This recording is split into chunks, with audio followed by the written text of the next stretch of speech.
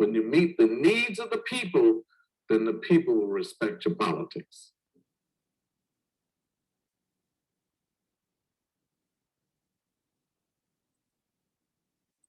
Good afternoon, y'all, and welcome to Operation P.O.W.E.R. My name is Malaika Jabali. I am the co-chair of Operation P.O.W.E.R. along with Karan Allen. You just witnessed a video from our co-founder, Assemblymember Charles Barron. What you heard is describing exactly the kind of conversation we are going to have this afternoon with the esteemed Dr. Cornel West. If y'all want to do some little jazz hands, this is what we do in government when we have public hearings. We want to do some jazz hands because we know some of y'all are still going to be on mute. So we are so excited to be able to have these two radicals talk to us today about Black radical politics in a time when we know it is so needed, but there are so many elements who are trying to suppress that. We know that Black people are dealing with homelessness, houselessness, not having affordable housing. We are dealing with a coronavirus pandemic. We are dealing with economic insecurity. And we have had a kind of system that has encouraged and has perpetuated all of these issues. So as an organization, Operation P.O.W.E.R., the group who some of you are coming to our meeting for the first time, we focus on Black radical politics for that reason, meaning we are getting to the root of the problem. So Operation P.O.W.E.R. means people organizing and working for empowerment and respect. So this is where I'm gonna break it down a little bit. So you know, we're not just about the rhetoric, but we are about that action. As radicals, again, we want to get at the root of the problem. And the root is this capitalist system. The root is one that promotes human greed over human need. It promotes profit over people. And we know that it needs to be dismantled. So we were formed by a group of local organizers, people right out here in East New York, Brooklyn, who in 1997 said that we have to do more about what's happening in our community. And we can't just be going along to get along. We can't just be looking for reforms. And as the esteemed assembly member said, just dealing with the symptoms of capitalism instead of the actual disease. So we understand what kind of work has been working for us in Brooklyn, and we want this to be a model for Black people throughout the country. And here just a taste of some of what we've been able to do in just this one corner of New York City. We have thousands of units of real affordable housing. And when I say affordable housing, y'all know New York City is on some other stuff. Because we've got land speculators who come in our hoods, they know that there's some development coming in, so they start jacking the prices up before people even get the services and schools or parks or anything. They start jacking the prices up. But we have real affordable housing, meaning housing that's 100%, all the units are affordable. We were able to accomplish that thanks to Assemblymember Barron and Councilwoman Inez Barron. They were able to accomplish that by providing 8,000 units, which is more, actually it's growing, the number is growing, which is more than anywhere else in New York City. We have two $80 million schools that were created under their tenure, over $70 million allocated and secured for community parks, millions of dollars secured for library upgrades and comprehensive transformation. And they were able to do all of this being Black radicals. Because y'all know people tell us, well, y'all, you got that talk, you can talk that talk, but how effective are you going to be for your community? And we're saying you can still be bold, you can still be bad, and still bring progress to your community. But it's not just them. We were also able to secure numbers of members of the local community board, and they make land use decisions. We have block association presidents, tenant association presidents. So all of these folks in this community are Operation P.O.W.E.R. members. You gotta have an inside and an outside strategy. We know we gotta march, we gotta be in the streets, but we also have to think strategically about state power. And that was what inspired me to join Operation P.O.W.E.R. about a decade ago. I don't wanna age myself, y'all. Y'all know Black don't crack, so I gotta preserve it. But about a decade ago, actually a little over a decade ago, about 15 years now, I joined Operation P.O.W.E.R because I had never seen another organization that was Black and radical. And I grew up in the movement that was radical, but was also thinking very logistically about how we can secure states of power that control Black people's everyday lives. So with that said, I want to welcome you to Liberation Saturday. We typically do this on the fourth Saturday of every month because we have a special guest. We wanted to make sure that we could do this so that we could bring him in with Dr. Cornel West. So this is the third Saturday of the month, but if you come on back here, we'll be here the second and fourth Saturday of every month. And we treat Liberation Saturday as an opportunity for us to not just think about our problems, but to think about a vision, think about transformation. And what better than to have two individuals, two history makers already who are visionaries, who have not only had a vision, but they have acted on it. They have materialized it. So we've got, we don't even want to say history in the making. We have Black history right here amongst us. And I am so grateful for that. So we are going to go through our tradition with Operation P.O.W.E.R. Y'all know Black folks, we love a little call and response. So we're going to start unmuting some people. And we have a call and response where we say, or I would say, when I say operation, you say power. So it might take us a few little tries here because people have different computer speeds. You know, we got to get some broadband access, so everybody got some fast speed. So it might not come in unison, but we're going to try it out. When I say operation, you say Power. Power. When I say operation, you say Power. when I say operation, you Power. say Power. yes. I love that. We came through in the clutch. I told y'all it's gonna take a couple tries. So at this point, I don't want to belabor the whole introduction. So I'm going to pass it over to our co-chair, Karan Allen.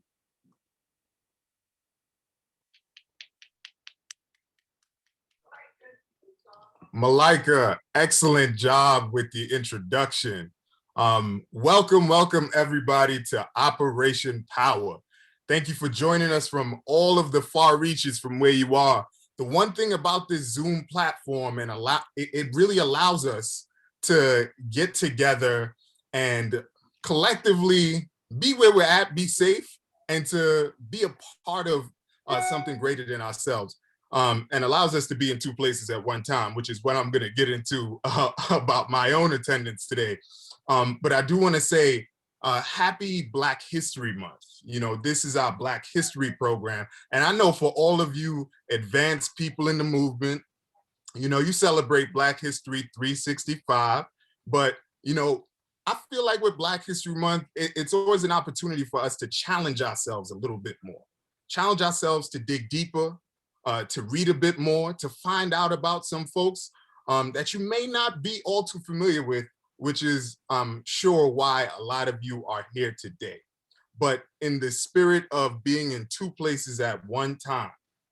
So Malika gave the wonderful introduction of Operation P.O.W.E.R. And I'm going to reiterate, people organizing and working for empowerment and respect. That really needs to sit with you. Operation P.O.W.E.R., as much as we love to have these platforms where we talk our stuff, we got to be able to walk our stuff as well. So I'm going to be out in the field, which is why I won't be able to stay with everyone on this platform today, in support of our comrades in the December 12th movement who are organizing a solidarity rally with the Amazon workers in Bessemer, Alabama. If you are not familiar, these folks are forming or voting right now to form the first ever union in Amazon's 27-year history. This is extremely important to note. Not only these folks are also majority Black people doing this, challenging what has been the status quo for too long. And I know the idea of an essential worker has been floated around a lot, and sometimes we don't see ourselves in that. These folks are essential, so essential when we think about this capitalist system. Over $100 million is 100 billion. Sorry, let me not mix up my letters. $100 billion since the start of the pandemic has been pumped into Amazon because of the way the business moves. And that is the surplus value of all of these workers' capital being pumped into Jeff Bezos and his administration.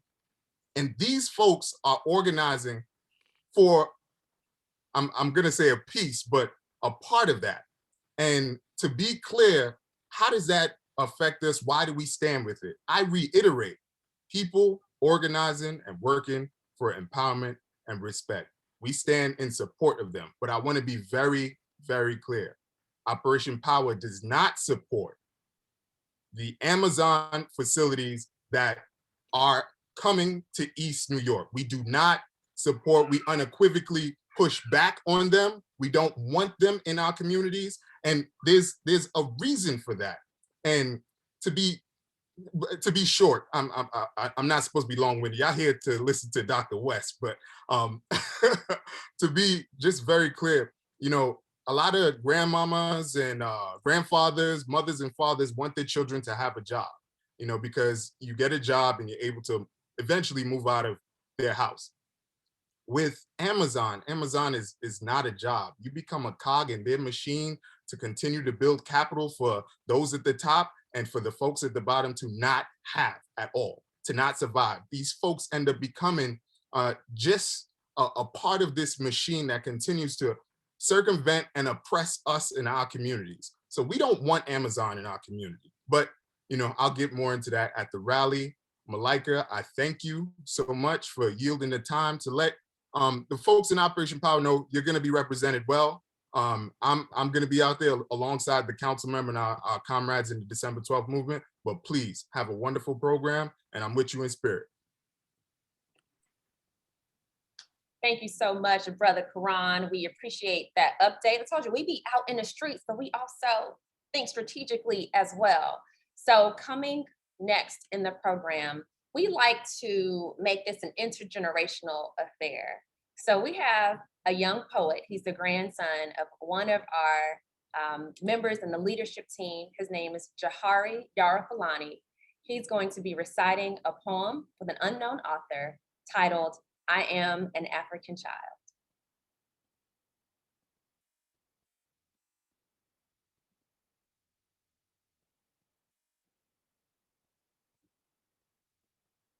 And if you could stand by while we make sure he's all set up for you all.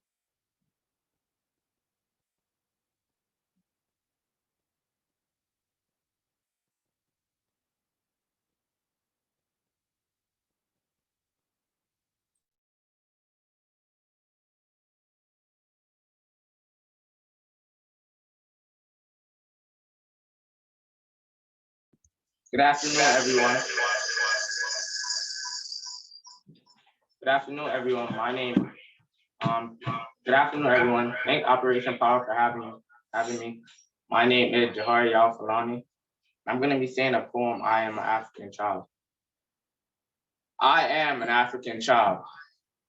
All the world waits my coming. All the world watches with interest to see what I shall become. Civilization hangs in a balance for what I am, the world of tomorrow will be. I am an African child. You brought me in this world which I know nothing. You hold in your hand my destiny. You determine whether I shall succeed or fail. Give me, I beg you, a world I can walk tall and proud. Teach me as if it's your duty upon you, to love myself, my people, and to build and maintain a better nation. I am an African child.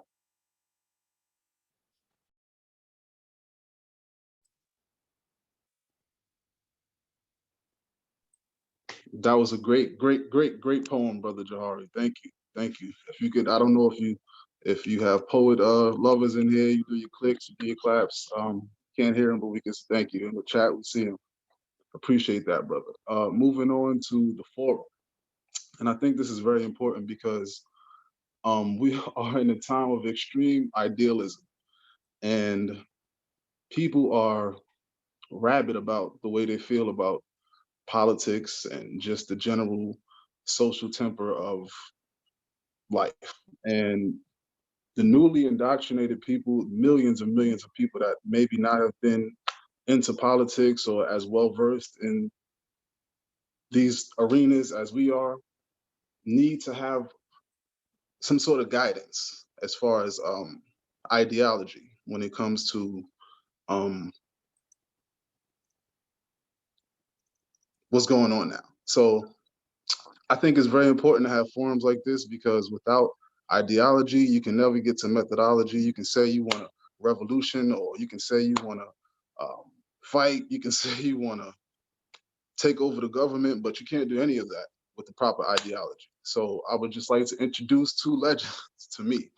First, Cornel West, coming from his website bio, is a prominent and provocative democratic intellectual, professor of practice of public philosophy at Harvard University, and holds the title of professor emeritus at Princeton University also. He also has taught at Union Theological Seminary, Yale, Harvard, and University of Paris. Cornel West graduated magna cum laude from Harvard in 3 years and obtained his MA and PhD in philosophy at Princeton. He's written 20 books, edited 13. He's best for his classic Race Matters, among others, Black Prophetic Fire, offering an unflinching look at 19th and 20th century African-American leaders and their visionary legacies. He's produced 3 spoken word albums, including Never Forget, collaborating with Prince, Jill Scott, Andre 3000. I mean, amazing. In short, Cornel West has a passion to communicate to a vast variety of publics in order to keep alive the legacy of Martin Luther King Jr., a legacy of telling truth, bearing witness to love and justice. Amazing, amazing legend we have in our forum today. And the other guy we have, his name is Charles. He's cool. I'm kidding. This is my father. I love him, Charles Barron, one of my mentors. He's been a community activist for 49 years. In 69, sorry, I'm getting this from your assembly bio. In 79, he joined the National Black United Front and became a founding chairperson of MBUF's Harlem chapter.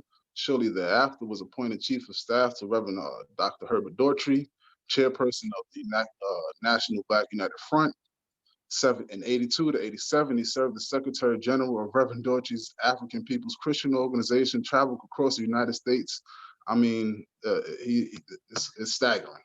In 2001, skipping forward, he was elected to the New York City Council, served as the chair of a higher education committee for over 8 years, and was a member of the Committee on Education, Consumer Affairs, Immigration, Land Use, among others. After 3 4-year terms in the city council, he was term limited out, and he won an assembly seat. Amazing, 2 amazing minds that are necessary in today's world and today's climate. And I welcome you both. Thank you for coming.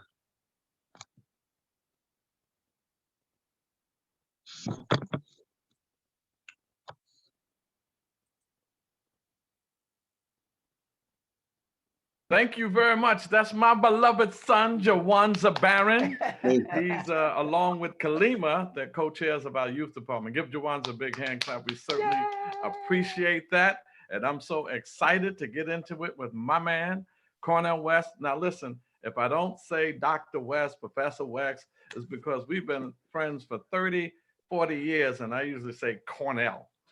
But before I get into that, I just want the co-founder, one of the founders of Operation P.O.W.E.R, my queen, my African Nubian queen, and the present council member in East New York, Inez Barron.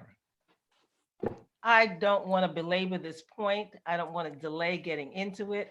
I just want to say I'm so proud of our young people, the work that they're doing, and that our future is grand when we look at what accomplishments and participation we see on behalf of the young people leading us. So just want to thank you all, and stay tuned. Come back if this is your first time. We hope to see you again. Thank you. All right. Thank you very much. Cornel, you ready for this? Brother, I'm so fired up. I don't know Let's what to go. do. Let's You know go. how blessed I am to That's be here, right. my brother. Honored to have you. So where we're going to start off, Cornel, is where we began. We met at the House of the Lord Church over 30, 40 years ago, Reverend Herbert Daughtry. I was the head up there said in the bio of the African People's Christian Organization. And we had a Timbuktu Learning Center. And that's when we invited in Dr. Clark, Dr. Ben, and Dr. Cornel West. He wrote a book, Prophecy Deliverance, an Afro-American Revolutionary Christianity. And then we just became friends over the years. So Dr. West, I want to start off with this. Let's talk about revolution and religion, because I was looking at some of the film with Skip Gates, who is not one of my favorite intellectuals at all. And he put this whole thing on the Black church that everybody's watching now. But he didn't mention Reverend Dr. Herbert Daughtry, who unwrapped the revolutionary dimension of Christianity, the African essence of Jesus Christ as a revolutionary. Didn't mention him. And how could he not mention Reverend Clegg, Abebe Ajiman, from the Shrine of the Black Madonna?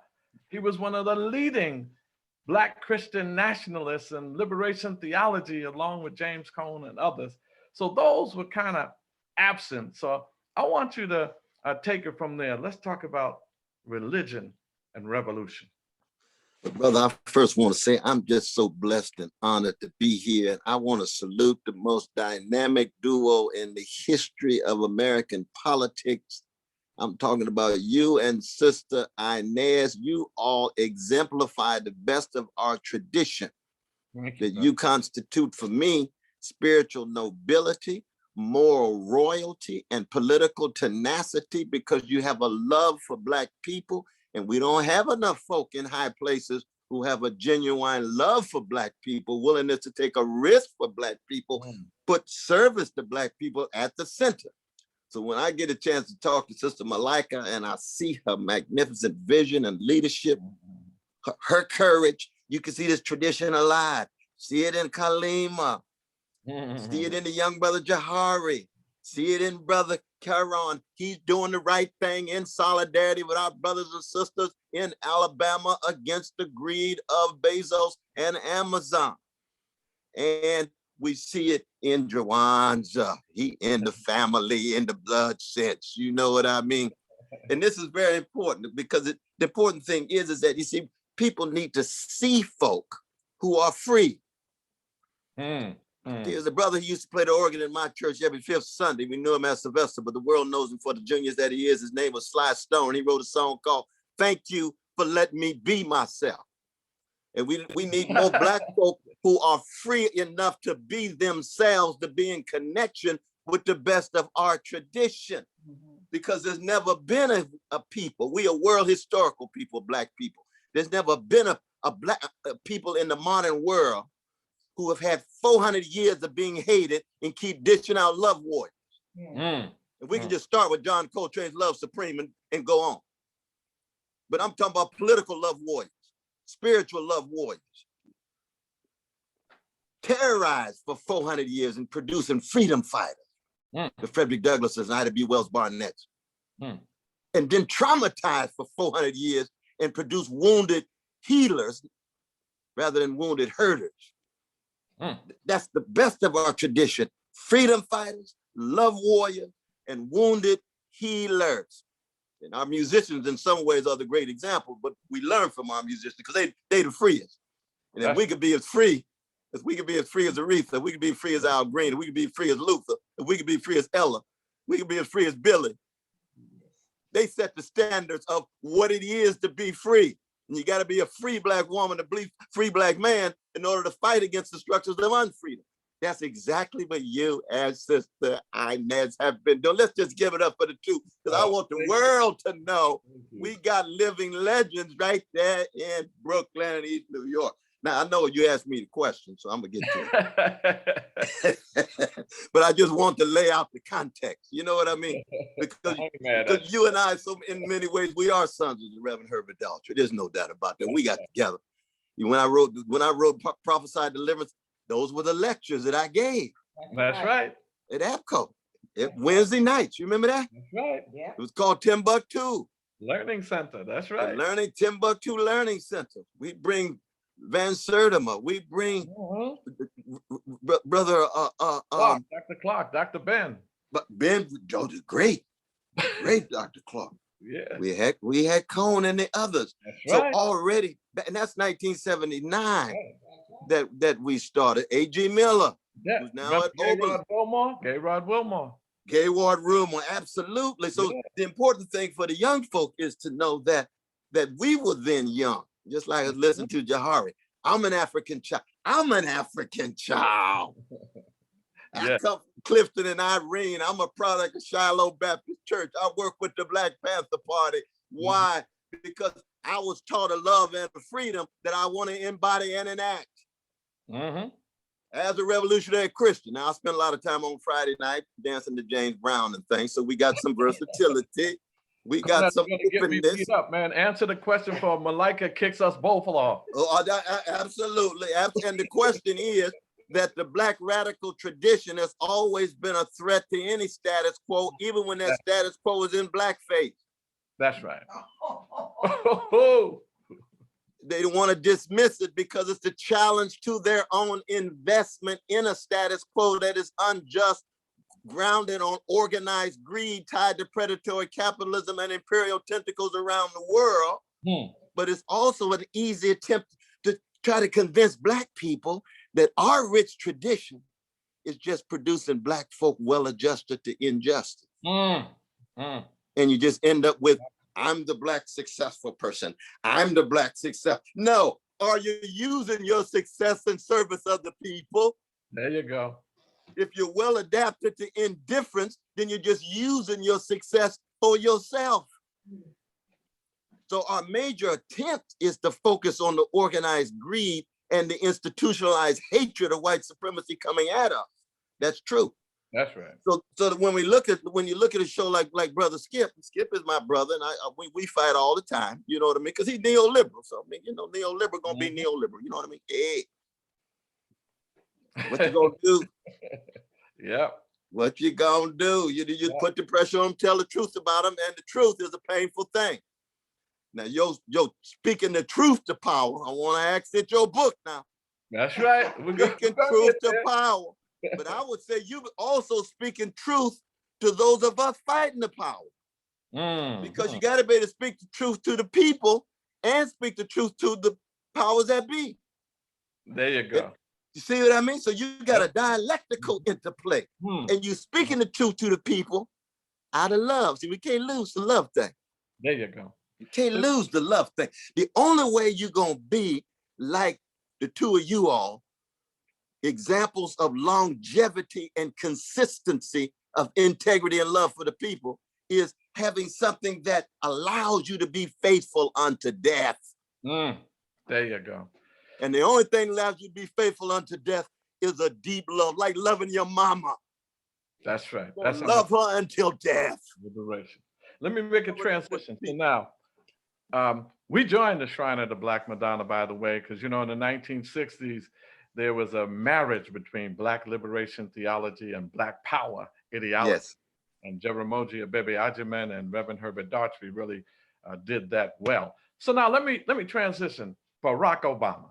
Now, we had a lot of debate on whether or not we should support Barack Obama.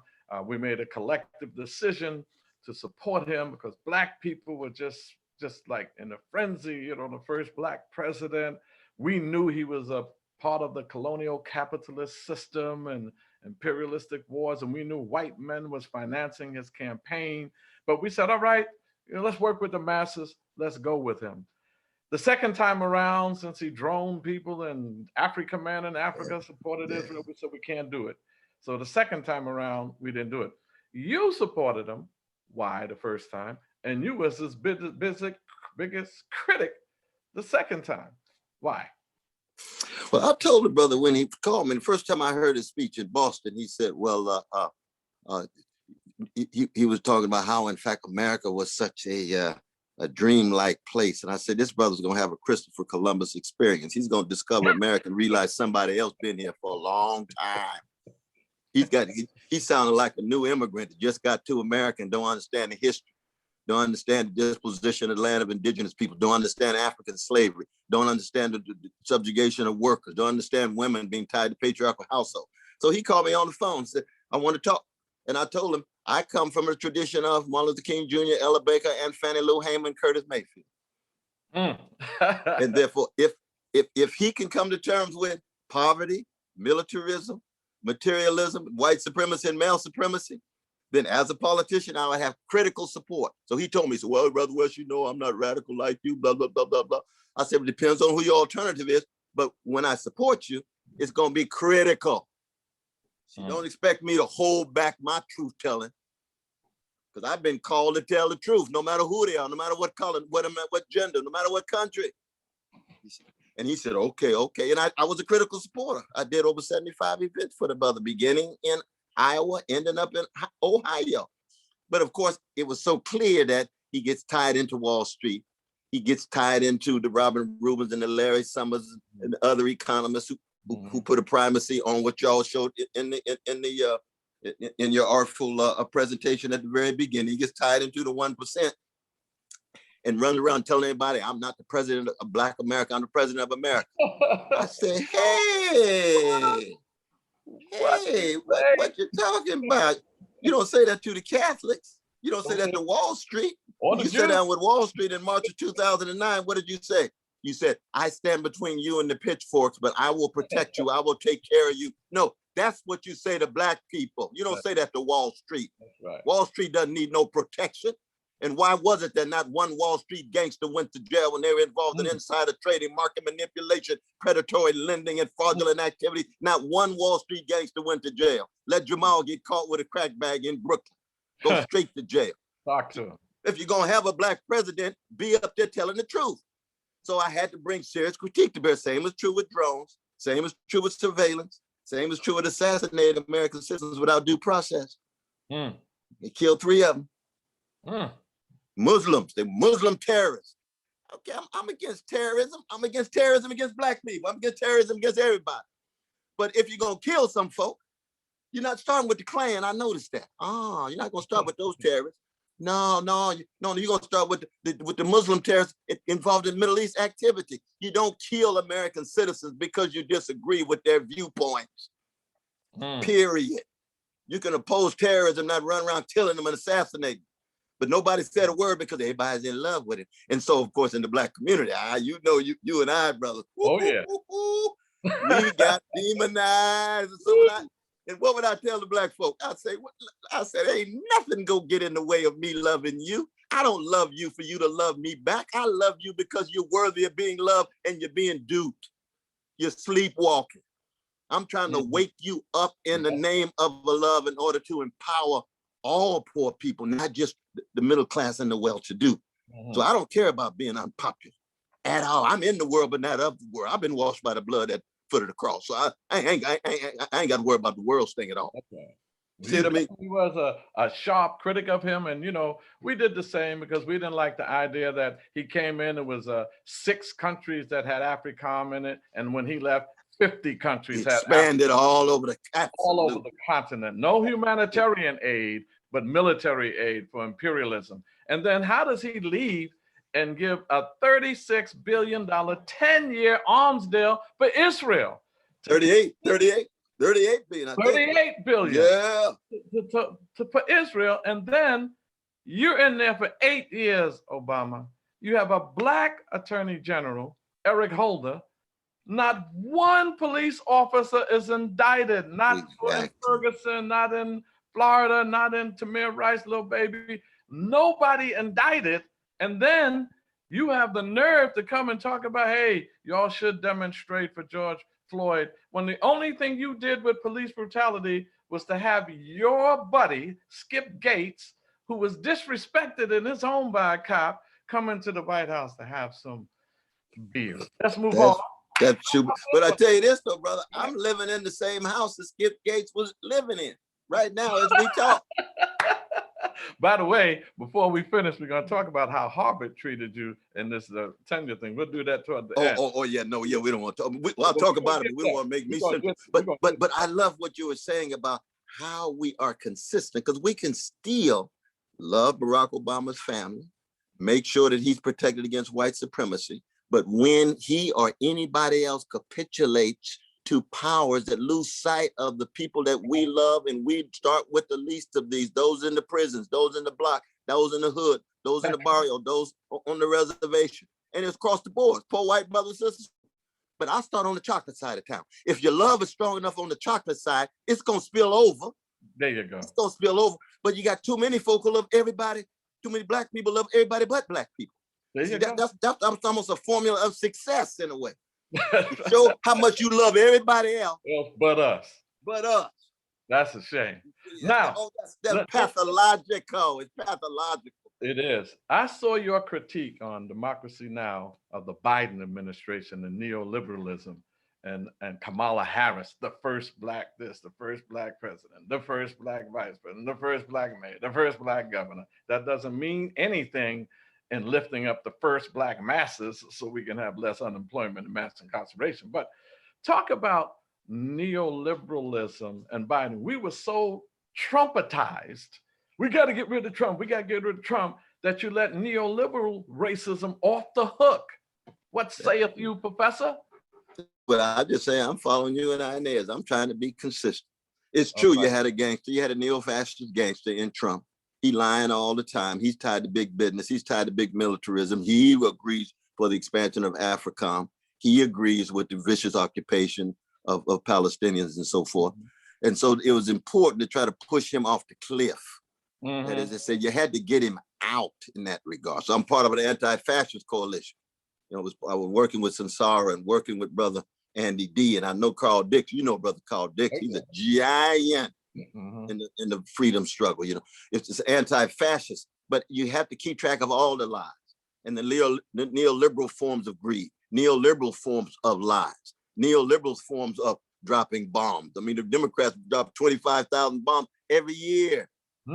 Republicans drop 27,000 bombs around the world. We got to be concerned of the wretched of the earth, the way Frantz Fanon talked about it, right? So it means then that, yes, we had to acknowledge Biden has crimes against humanity, mass incarceration. He bragged about the crime bill. He gave a speech November the 18th, 1993. What did he say? He said, we got predators on the street who are beyond the pale. We must put them away forever. He talked about my brothers and sisters. Who do you think he is? Right. See what I mean? Who he think he is? He lets his friends on Wall Street engage in crime and don't want to put them in jail. Going to put the young brothers and sisters. Now, our brothers and sisters got challenges, but they're human beings, and they could be real. They can be educated. They can have their consciousness straight. I grew up as a gangster. All right now. And I'm nothing now but a redeemed sinner with gangster proclivity. Ain't nothing but the Holy Ghost holding me together. You know what I mean? That's what it is to be a Christian, to be washed in the blood. So when he talking about gangster, he talking about my brothers, my sisters, and what's inside of me. You see what I mean? Same is true with invasion and occupation of Iraq. Those are my brothers and sisters. 1 million of them have died. Have you heard one word from any American politician? Because it was based on lies, that invasion and occupation. Nothing. That's right. See what I mean? So that's the Biden that we're dealing with, but he was better than the gangster Trump. He got his neoliberal forms of gangsterism. He got neo-fascist forms of gangsterism. We got to keep our focus on the humanity, the genius, the talent of Black people and of poor and working people across the board, around the world. In that way. See, that's why we were together in Newark. Remember we were in Newark? Oh yeah, for that's right. The police thing. That's right. Brother, you gave a speech, man. You got everybody so scared, man. I remember that.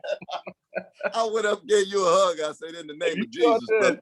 And I have to give credit to Brother Larry Ham and yes, Larry, absolutely. Larry absolutely. Ham, he ran a great senatorial campaign. But you know, we're living in revolutionary times, and it's important for intellectuals, grassroots activists, as Brother Karan said, or Brother Jawanza said, we got to have that ideological development.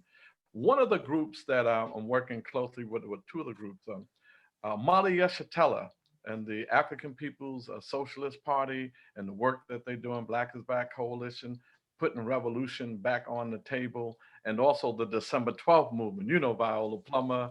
Oh, Lord, yes. Clay and all of them, keeping that word revolution out there, radical change. Intellectuals.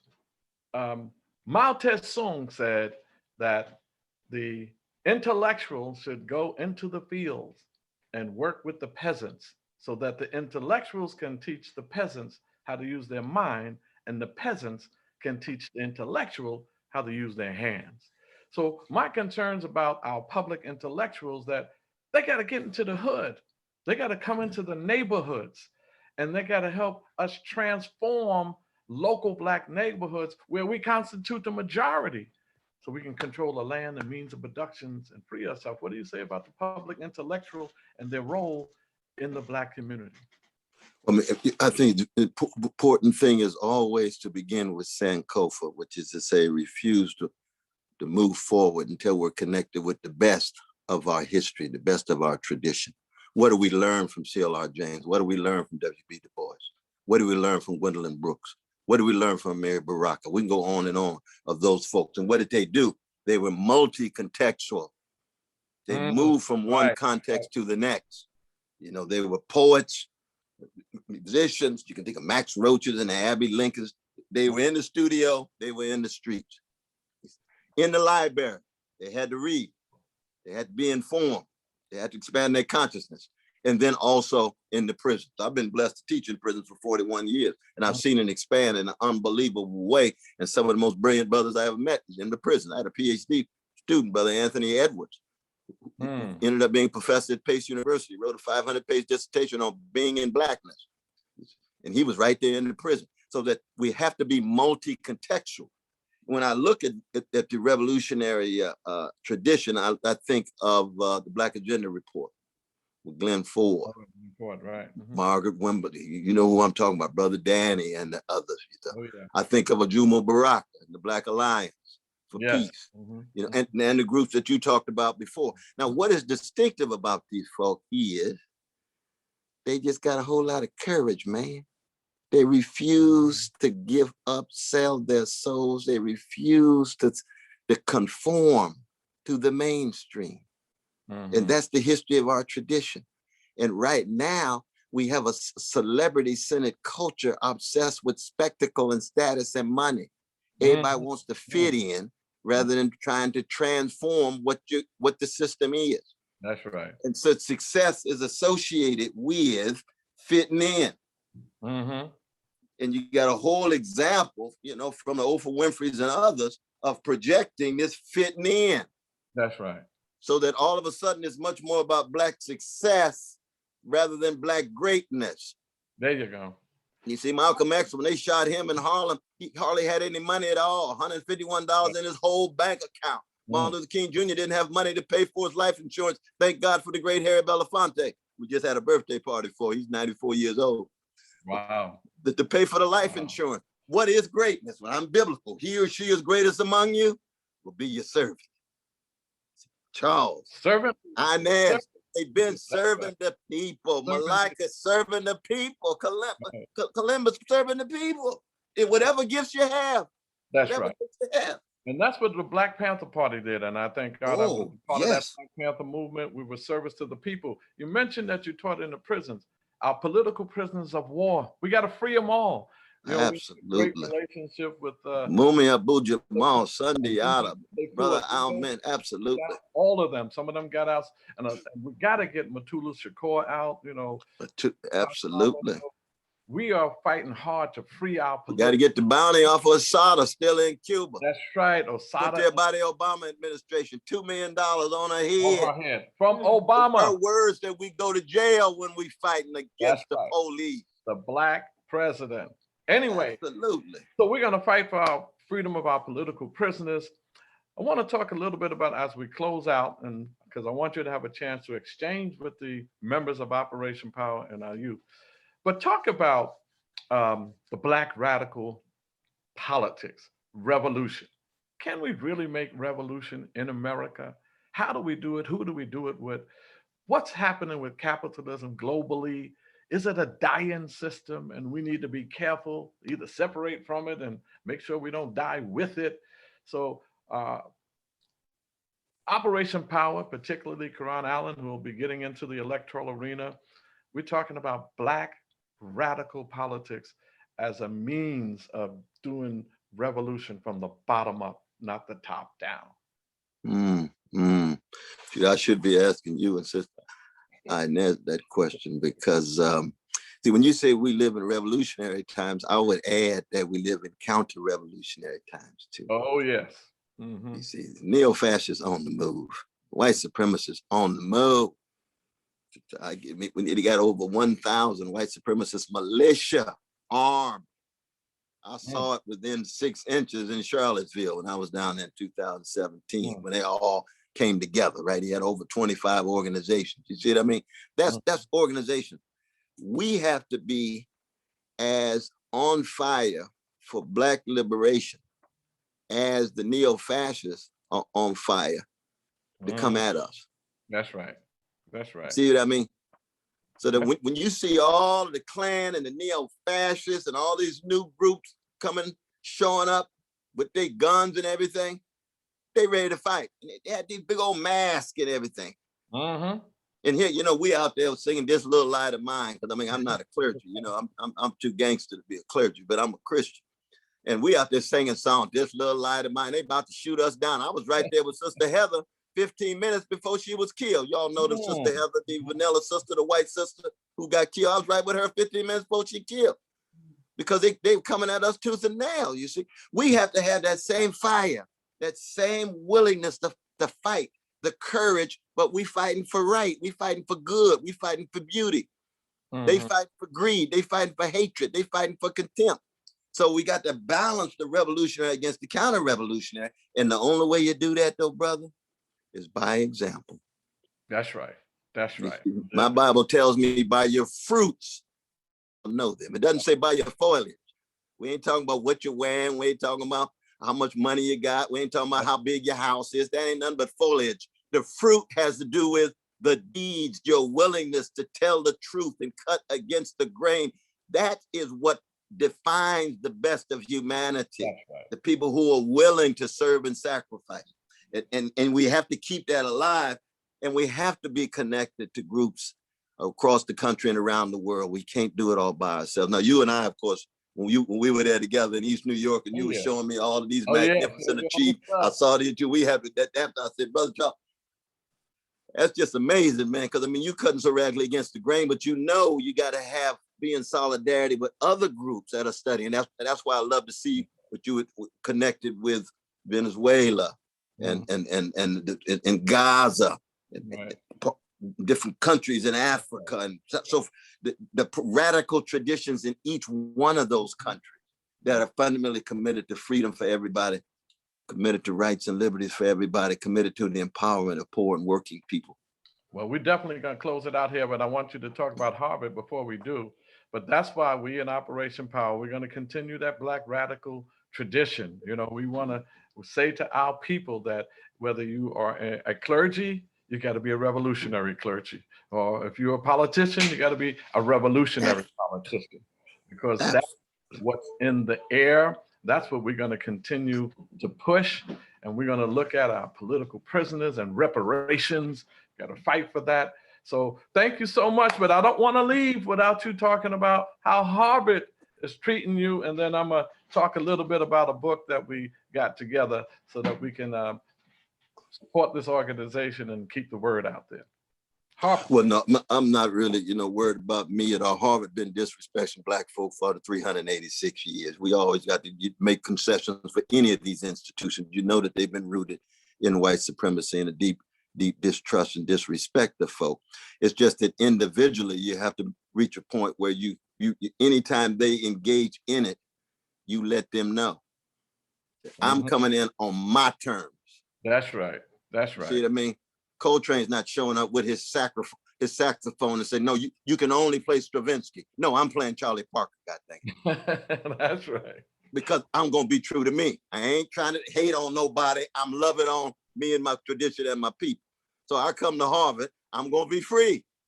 If I can't be free, I tell them the truth. And then I tell them the truth, I get in trouble. That's it. I get in trouble, you're doing the right thing. Well, brother, you don't need no Harvard validation for our community. And you've been a soldier for a long time, and all of the members of Operation Power are grateful for what you do. And we're going to continue our tradition of Black radical politics in the belly of the beast. And with that, my book. Yes.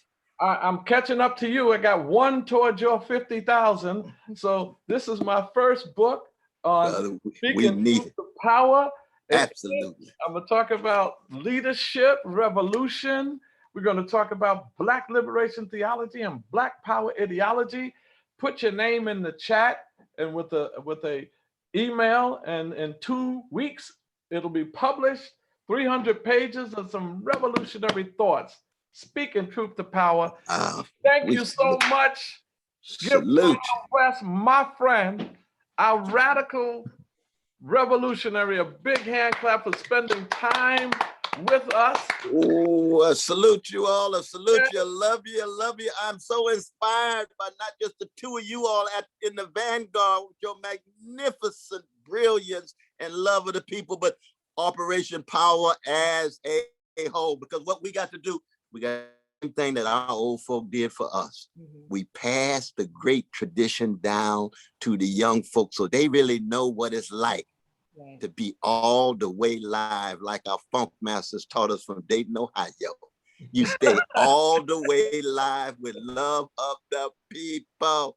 You remember that line that Curtis Mayfield wrote for Gene Chandler in Just Be True? He said, I've given you all of me. That's right. And plan to give even more, baby. Empty yourself, give yourself to the people, and then do what? Give a little bit more. That's a genius, Curtis Mayfield. That's a genius, Gene Chandler. That's what Operation Power is. How do we empty ourselves to make sure we use our gifts to empower the people and make sure we put a smile on our grandmama's face who loved us so. Put a smile on our fathers and mothers' face who sacrificed for us so. And we pass it on. Keep passing it on. Oh, what a people. Thank you. Well, we want to say thank you so much. We love you. All power to the people. I dedicate my book to my beloved grandchildren, Solomon, Osa, and born on New Year's Day, Khadijah. So I have 3 grandchildren, and we're dedicating this book. Their mother and father, Jelani and Christian, are really raising some beautiful children. Back to you, Malika. It's all yours. Thank you all so much. And this was, I haven't eaten today, so this was my meal for the day. It's gonna last me to the rest of this whole Black History Month. So can y'all just give it up? We won't be able to hear you, but we can see you. If y'all just want to give them some love, clap it up. You've got some little emojis, reactions, whatever you need to do, because they took their time on this Saturday. It's probably nice out in some places that's not freezing, and they are sharing their wealth of knowledge with us. And speaking on passing down traditions, Dr. West, Mr. Barron has passed down your book to us, The Radical King. And you see, I got my little bookmark. I can love this out every King Day because people try and act like Dr. King was some moderate. He was a radical. He was a revolutionary. And this book, The Radical King, shows us that. So if y'all want receipts when people try and come to you sideways about Dr. King, y'all got to read. We plugging books, so also read Cornel West books as well. So if you guys can stick around, we are going to have a Q&A session right now, directed at predominantly Dr. West, but also we'll bring Assemblymember Barron back in the chat if people want to ask him questions about his work as well. So what we do whenever we do our Q&A sessions, we'll bring in our Operation Power members. So for security purposes, those members will be able to, we'll see you on video. We'll bring you into our little revolutionary room, add a spotlight so folks can see you and hear you. And if you're not an Operation Power member, you can just type your question in the chat. I'll read it off and we'll direct it to one of the gentlemen who can answer your question for you. So if you can use the raise hand function, or physically raise your hand if you're not that technologically inclined, and we will make sure that we get to you. So if we have any Operation Power members who'd like to ask a question first, and if Brenda and Kalima can help me out and maybe just tell me in the chat if you see anybody in the gallery who'd like to ask a question. And we are going to go Vincent Wiggins first, one of our Operation P.O.W.E.R. Vincent, Malika, Vincent has his hand up. We have a little bit of background noise. Good afternoon, Operation P.O.W.E.R. Dr. West, it was a joy for you to come into the capital of Brooklyn, East New York. You ain't gonna find that in the history like the white people do. We reclaim and rename ourselves. So I call that Brooklyn, East New York, the capital of Brooklyn. But I was just interested in your thinking about Pan-Africanism, Garveyism, and why that is not being promoted throughout our national diaspora here in the United States and around the rest of the world.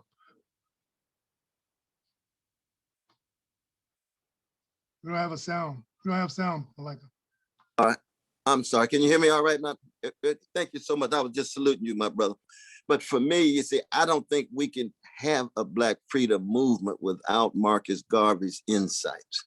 And he begins with the notion that there has to be a self-love, a self-trust, a self-respect that's connected to a self-defense and a self-determination. So he understood the psychological, the spiritual, and the personal struggles with dignity, Black dignity, because white supremacy tries to saturate the world with lies about Black people that were less beautiful, less moral, less intelligent. Garvey hit that hard. So you have to have a Garvey moment, no matter what kind of Black freedom fighter you are, because you're never gonna fight for freedom if you don't love yourself enough, respect yourself enough, regard yourself enough to be worthy of being free. Now, that doesn't mean that I necessarily would go on and argue that every particular form of Black nationalism is something that one accepts, because we have to argue what form we're talking about.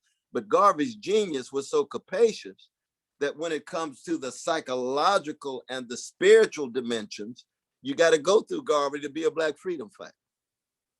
And I say that as a follower of Martin King. I mentioned before, Flannery Lou Hammond and others. They got Garveyite elements in their message, no matter what. Even the secular Marxists don't like to talk a whole lot about Black love and Black self-respect and Black self-regard.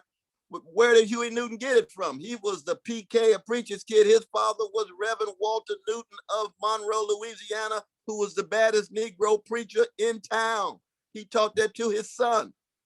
His son just gave up on God and went with the people. Well, some of us got God and the people. They go hand in hand. Same would be true with Maulana Karanga. He's another PK, another preacher's kid. Leading a Black nationalist, towering intellectual that he is. He got a lot of that from his Black church. So it was a deep Garvey element in whatever any Black person fighting for freedom is doing, whether they acknowledge it or not. And I like to point it out because people like to trash Garvey too much. And I can't stand people trashing Marcus Garvey just because I don't agree with all the different political implications and so forth. I start with his genius. And then move in my own Martin Luther King-like direction. I'm sorry to go on, but did I get at your question, my brother? Yep, you answered it. No, indeed. Great. Next, we have somebody y'all might be familiar with, Jawanza Barron. You can step into the revolutionary room with these powerful brothers. Thank you. Appreciate your presentation. Your knowledge is immense, of course. I have a similar question, just I guess in a different vein. What are your thoughts on, Black national or nation building and strategies, or even if it's viability, at all? Definitely not. Brother Charles, you want to jump in on that now? No, I speak to my son every day. I was gonna say no. I don't want. My beloved son, we talk daily. I was gonna say no. I don't want that. Oh, Allah, yeah, he was telling me how much he loved you and Inez right before y'all came on. And I remember him when he was much younger. You know that. Oh, yeah, he used to be on the stage with me when I was doing Dynamics of Leadership. Remember, Cornel, when we went to Indiana When we went to Indiana together, you blew their minds in Indiana, Oh, though, yeah. brother. He used to be on the stage with me as a little boy. And when I would forget something, because I talked to him about it so much, he would say, Daddy, you left out this part. That's ironic. And he was Lord like, have mercy. so that's Lord have mercy. No, indeed, indeed. Now, I think that when you talk about nation building, you're talking about institution building, but you're also talking about building persons. Because you can build the best institutions in the world, but if the people are not ready, if the persons and personalities are not ready, those institutions will not be able to sustain themselves. And one of the ways you do it, especially in the electoral political system, is you got to get the concessions given the resources that are available in our government for the people that you're fighting for their building of themselves, their institutions, and then on the road to a particular kind of nation building. Does that make sense though, brother? There we go. Thank you. Absolutely. Absolutely. Thank you. No, thank you. Salute you though, man. I'm telling you. Salute you, man. Definitely. You got a jump start in life coming out of both Inez and Charles at the same time. I definitely did. That's a beautiful I thing. live by the teachings every day. Even when I don't want to, I hear his voice in my head. Oh, that's beautiful. That's beautiful. No, your daddy and mama, they are just special people. Y'all are so funny. I love how Black men compliment each other because they don't take the compliments. They just bounce compliments right back. I see you too, brother. You doing it, so are you.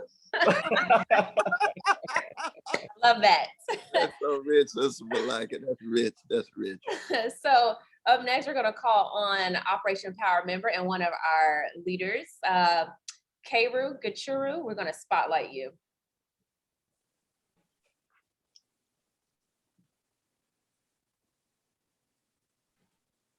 Hey, Brother West, great to meet you. And of course, Brother Barron also. You know, let him take a sip of water before we continue. my spot, man. Always got jokes. No, so you bringing so much fire. You bringing so much fire, brother. You need a little water. You need a little water. That's right. You know? Thank you, Cornel. Thank you. Thank you. Brother West, thank you for doing this. It's always great to have you in the room.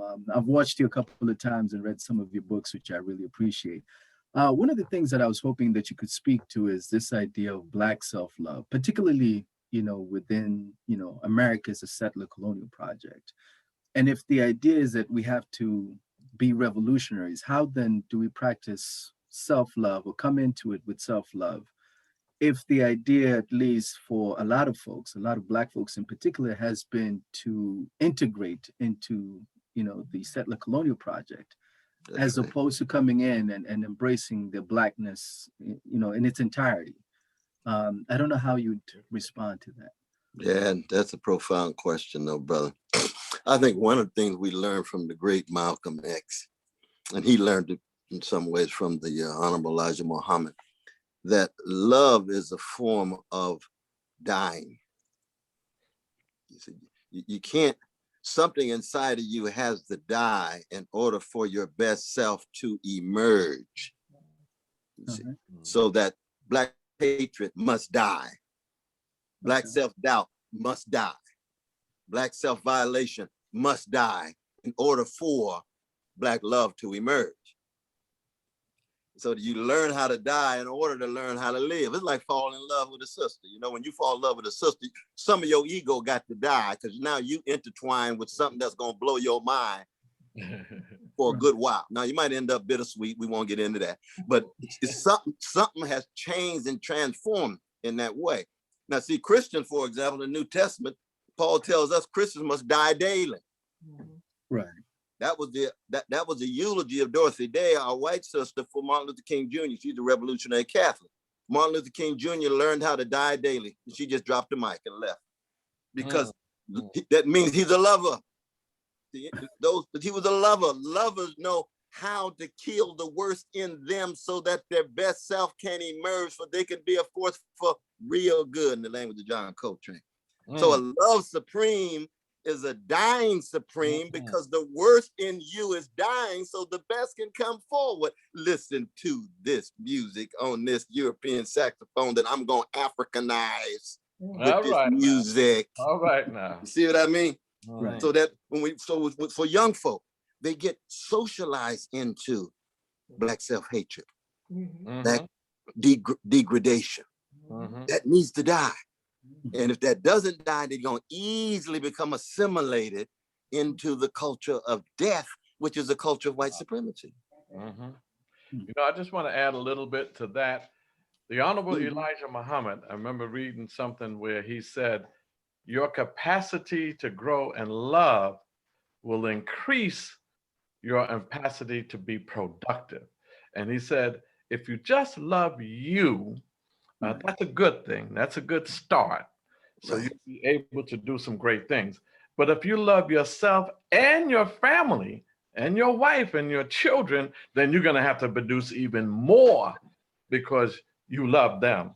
Right. Then if you love your community like you love yourself and your wife and your children, your productivity even increases more. And if you love Black people all over the world, and if you love humanity all over the world, then the capacity to be strong and productive increases. And that's what I like about the Nation of Islam under the Honorable Minister Louis Farrakhan and under the Honorable Elijah Muhammad and under Malcolm X. They loved our people, particularly the downtrodden, those who were in the prisons. They transformed their lives. So love, the capacity to love. That's what revolutionaries are led by, motivated by. Love, not hate. Love. Good question, K-Room. It's a very powerful question, though, brother. Thank y'all so much, man. Thank you. We salute you, brother. We salute you, man. And Kara, if you want to introduce yourself and just let people know what you do with Operation P.O.W.E.R. Sure. My name is Kira Gachuru. I'm the committee chair for the International Affairs Committee. And with that, we look into Africa, the Middle East, the Caribbean, and Latin America. Thank y'all so much, and great to have y'all. For the record, K-Room, I'm gonna take another sip of water if you don't mind.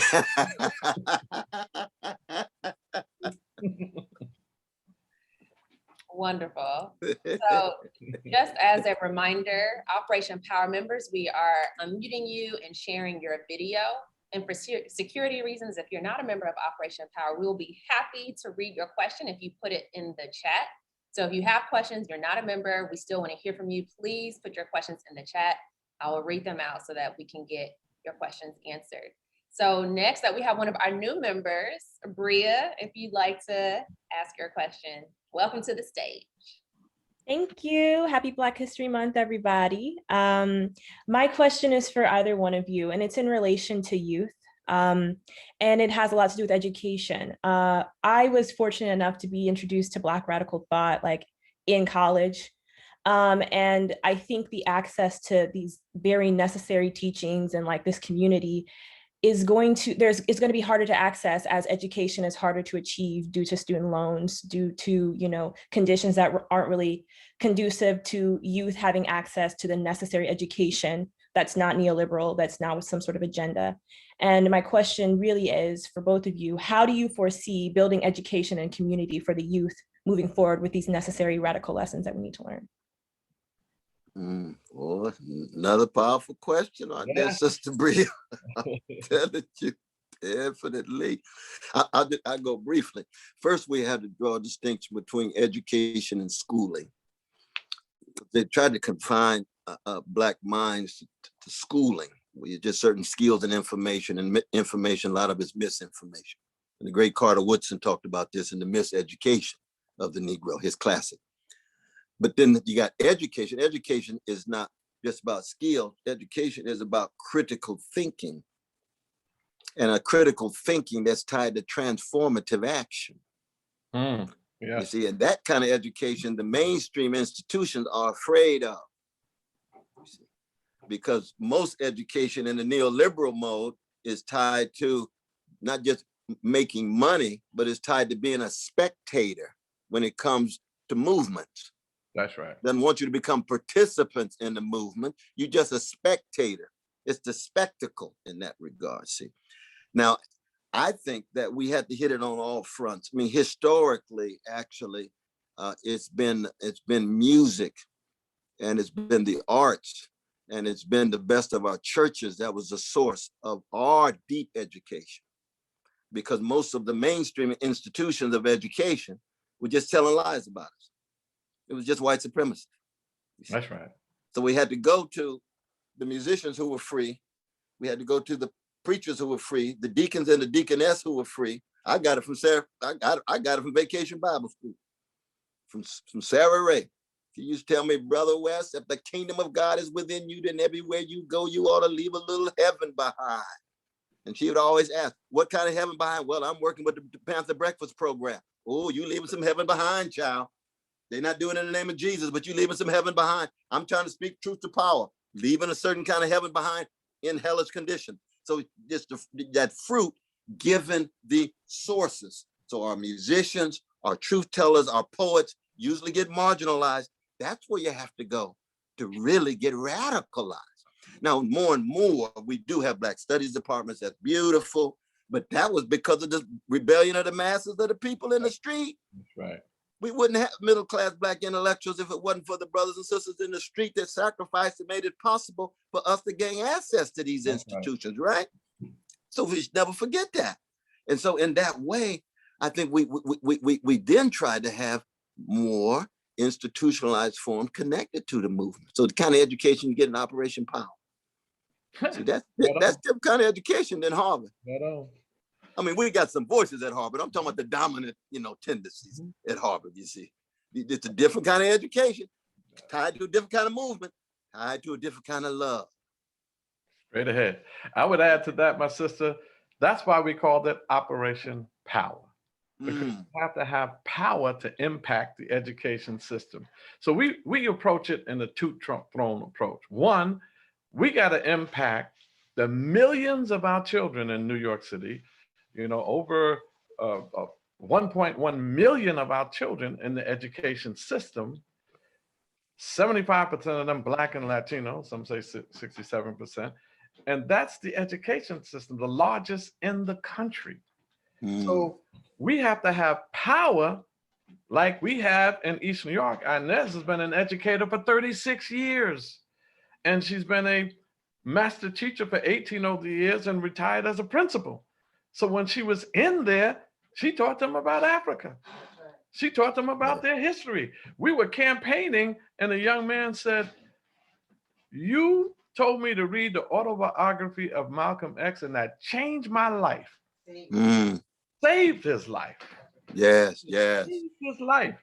So we got to impact that. Because I'm a state assembly member and the education policies are determined by the state, because Inez is in the city council, we now can meet with the chancellor and say, Chancellor, I gave him Malefe Asante's book on Black history and said, I want this in the system. If you don't do it all over, I want it in East New York. Vincent Riggins fights for a Black history bill in the state. We already had the Black history put in there already, passed it, and they won't implement it. The Amazon agenda. So we got to fight first to get control over our schools. It's all about power and control. Whoever controls your environment will control whether you live or die. And education is our lifeline. Secondly, we got to build our own education institutions, our independent schools. You remember, Cornel, oh Lord, yeah, all of those independent Black schools, Uhuru Sasa, Brother G.J. Shule Mapanduze. These were all of the great independent Black schools, but we didn't have the money. We didn't have the finances to keep them going. So we got to control the education that's in the system by way of having power over it and influence, and build our independent Black schools. Those are incredible answers. And I also want to kind of add some personal experience to that, because I'm a descendant of those independent lessons and those independent Black institutions. And so what you said, Assemblyman Barron, is so profound, because I grew up in Uhuru Shule, which is one of those Black independent schools in Los Angeles. what led me to Operation P.O.W.E.R. is the fact that we had this kind of informal education that I wasn't getting in public school.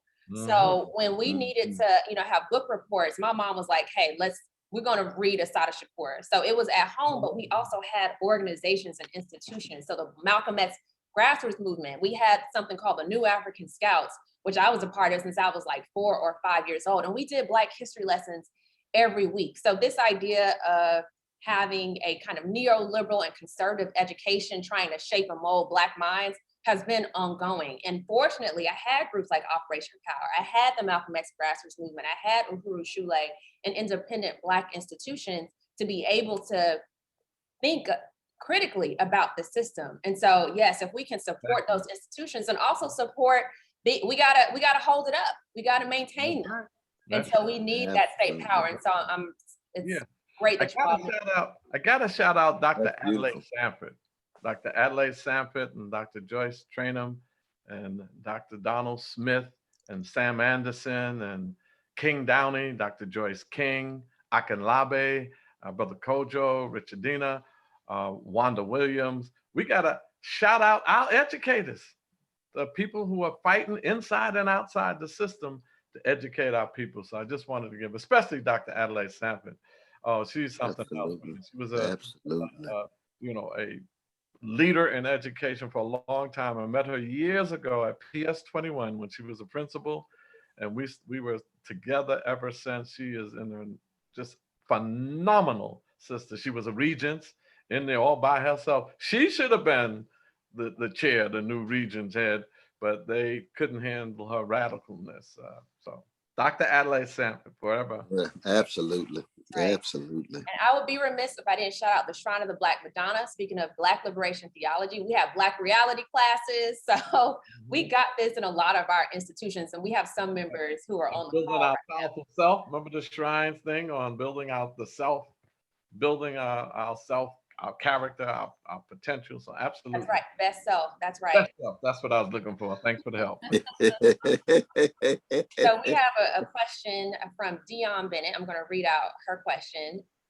She said, please discuss how we manage our essential and powerful role of protecting American democracy when we have so consistently been betrayed by it. And how, so it's a two-part question.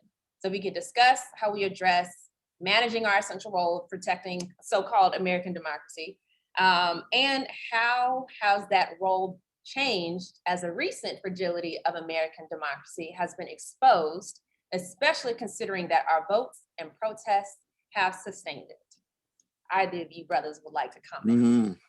Well, we've got some powerful questions coming out of Operation P.O.W.E.R. I say. But I'll try to hit that first one, though, that there's no doubt that the Black freedom movement has been the major leaven in the American democratic loaf, which is to say American democracy has expanded when Black freedom fighters fought white supremacy. It was the 200,000 Black soldiers that joined the Union Army when it looked like the Confederacy was winning that broke the back of the barbaric white supremacist slavery. In the 1960s, similarly again, you see, American democracy is about to go under. Black freedom movement comes in and helps revive it. We saw it recently with the Black vote against Trump. You know, you got 58% of white brothers voting for Trump after his neo-fascist activity, 53% of white sisters, 1 out of 3 of Asians, 1 out of 3 Latinos, 1 out of 3 Jews. And even 18% of Black brothers. We got to deal with that too, but that's another thing. So it was the Black vote, and especially Black sisters, the courageous Black sisters, who made sure that if the choice was between white supremacist fascism and American democracy, even in its milquetoast neoliberal version, it was Black folk who did that. The sad thing is that when the neoliberals then once again come to power, they're willing to re-crucify Black poor and working people. Now they'll make some room for the Black middle class folk, but when it comes to Black poor and working people, we get re-crucified. The very people who came to the salvation get re-crucified over and over again. And that just needs to be pointed out to make sure we will not put up with that. I just would like to say I agree with Malcolm X. You know, February 21st will be his date of assassination. May 19th is his birthday. What American democracy? This is American hypocrisy. I don't see the democracy. You got to look at democracy in a real humane, comprehensive sense. As long as you have a racist, parasitic, colonial capitalist system with white males at the top, there is no democracy. So I think that we should fight for revolution, radical rearrangement, as Dr. King said, of the American political and economic system. What democracy? This is a hypocrisy. Just because you vote every 4 years for president, that doesn't make it a democracy, especially when you don't have $1 billion to run.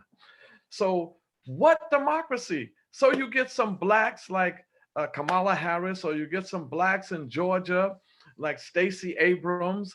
These are people who are trying to bring blacks into the Democratic Party to stop the Republican Party and Trump.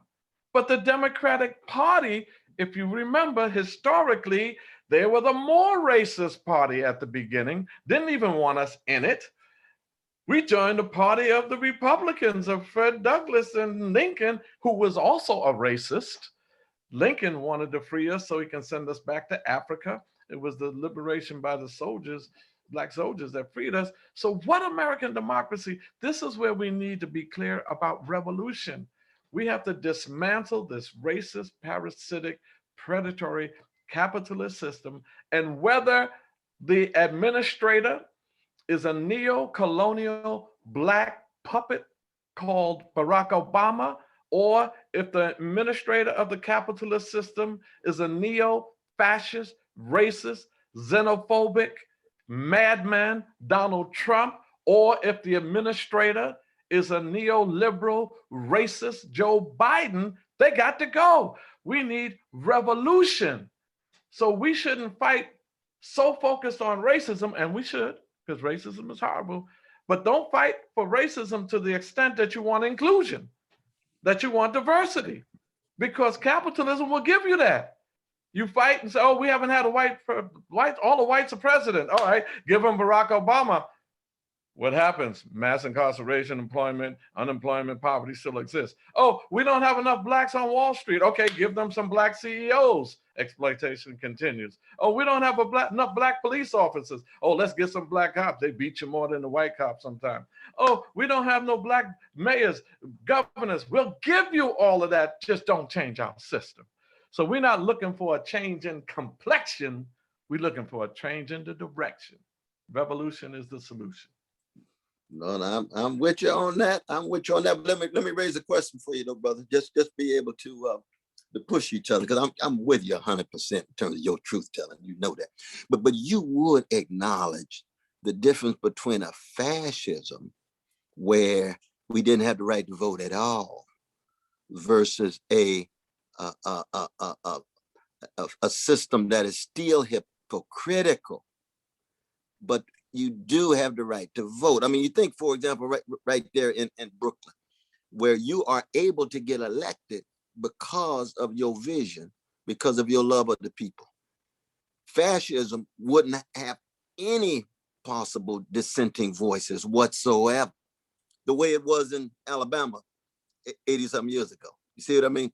So that it's a matter of gradation and steps and stages that I want to keep track of, even as you don't lose sight of the hypocrisy. Well, I would challenge you on this, Dr. West. Absolutely. Even though I have the right to vote.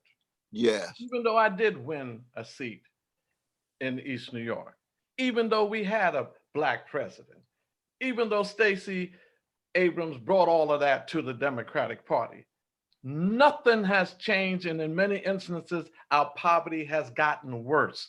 We have to not measure our success from the fact that we're no longer on the plantation. That's right. When we can vote. Well, if you want to measure success, then take me back to Africa when we were kings and queens. Take me back to Africa before the invasion of the colonialists. Measure my success from that. You know, when I was there, we didn't have to worry about no voting, nothing else, and some marginal, creeping along progress. We were kings, queens, royal. We gave the world mathematics, science, all of that. And then you stole me, brought me here, and have me now thinking my right to vote is progress? No, Dr. West, no. I understand tactically those are good things for us to do. That's where I am. But That's where I am. until the masses of our people are out of poverty and mass incarceration, there is no real progress. Now, I don't mean that everything we've done historically never meant anything. Right. No, absolutely not. That's right. Not get overdone by some right to vote when the right to vote is met with gerrymandering. The right to vote is met with, you know, restrictions on voter ID and all that other stuff. So they give you rights after they figured out a way that even after you get those rights, we'll still be in control of this. Oh yeah. Oh yes. But you see, but I want to defend. But you are so right. But I just want to defend you and Sister Inez. That when I see those new houses, when I see those brothers and sisters smiling at you and giving you hugs because their lives actually are better because of the legislation you're able to put forward. That doesn't mean we don't forget the masses who are dealing with poverty, the masses who are dealing with dilapidated housing, but those particular concessions that you got from the status quo has impacted those brothers and sisters' lives in East New York. No question, but look at this. We impacted some of those lives. Right. But guess who owns all the land in East New York? Not Black people. No, I hear you. Guess who controls the economy of my beloved East New York? Right. Black people. I hear you. We are 95% of East New York, at least my district, Black and brown. 72% Black and 19% Latino. We don't own the school. We don't control Brookdale Hospital. Whites do. We don't control the police. They're out of control. Whites do. So I don't want our people to think that those things that we got them, Amilcar Cabral, the great liberator. Yes. Bear in mind, the masses of our people are not fighting for ideas in your head. They're fighting for material benefits and a future for their children. Tell no lies, claim no easy victories, and mask no difficulties. So yes, we're doing some of those things, but we can't have our people thinking that that is so much progress that we do have some kind of democracy here in America, because we don't. And the problem when we get the Obamas and the Bidens in, the struggle ceases because you provide and you achieve something. No, this is a hypocrisy. And I don't care how many jobs I get you, my beloved brothers and sisters, how many apartments I get you, we are not making the progress we need to make to dismantle this racist system. And if we don't do it sooner than later, more of us will die. And that's my concern, Dr. West. No, that's rich, brother. That's what makes you the great brother that you are. That's what makes you the great brother that you are. The truth telling and the loving and the witness bearing. I hear you. That's right. So we're going to get to some questions. I'm sorry that we're going so long, my sister, but no, that was we just have such a good time together, you know. All the time. No, we love that. That's exactly the kind of dynamic that we wanted to experience. So we've got another question that kind of reminds me of what Assemblymember Barron is saying. How do we deal with the elders? This is from Edna Nixon. How do we deal with the elders who have adjusted to injustice? So people not even fighting in the streets no more, just kind of relaxing, shaking the table a little bit with that, Miss Nixon. So how do we deal with the elders who have adjusted to injustice? Ooh, when you're talking about a whole lot of my friends who I grew up with, they well adjusted, spending their time in Martha's Vineyard, kicking it, having a good time. And I love them, but I just think that they need a little more fire and a little more courage and a little more commitment to service. But I think what it means is many of our older folk who are well adjusted to injustice, they become negative models. That's exactly what not to do if you want to keep a great tradition alive. Or you can go back to their earlier lives when they were on fire and say, oh, now that moment They were hitting it. They were in the streets. I mean, you think of the folk who were marching with us in the 60s and 70s on fire, and you see them now, and you know, they not just cooled off, but some of them become conservative, and I'm moderate now. I grew up. I'm not a revolutionary anymore. I saw that the system is what it is, and I have to fit in. No, So that becomes a negative model, and we learn something in their earlier years. But that doesn't mean, you know, we don't demonize them or nothing. We just know that we tell the truth about them. That's all. Right. You know, that's a very, very tender question because, you know, we have a lot of seniors and they love us. I was surprised, you know, one time I went to a reparations rally, Dr. West, you know, for my Black mental health, I'm going to slap the first white man I see and tell them it's a Black thing. And if they don't pay us our reparations, you know, so everybody, when I came back to New York, man, it was all over the news. They said, kick me out of the city council for the racial slap. When I went to my seniors, I was nervous. I said, oh, they're going to get me. So I said, oh, your mother, father, I know I said the slap. They said, slap? You should have punched him. They were like, what? Slap? We agree with you. You know, so some of our seniors, man, yeah, that's true. you That's really true. talk to them because they've been through so much that they really, so we got to be careful. You know, once you become conscious, remember, you just got conscious yesterday. You were walking by flyers and posters and rallies trying to survive. See, the capitalism has us in a survival bag.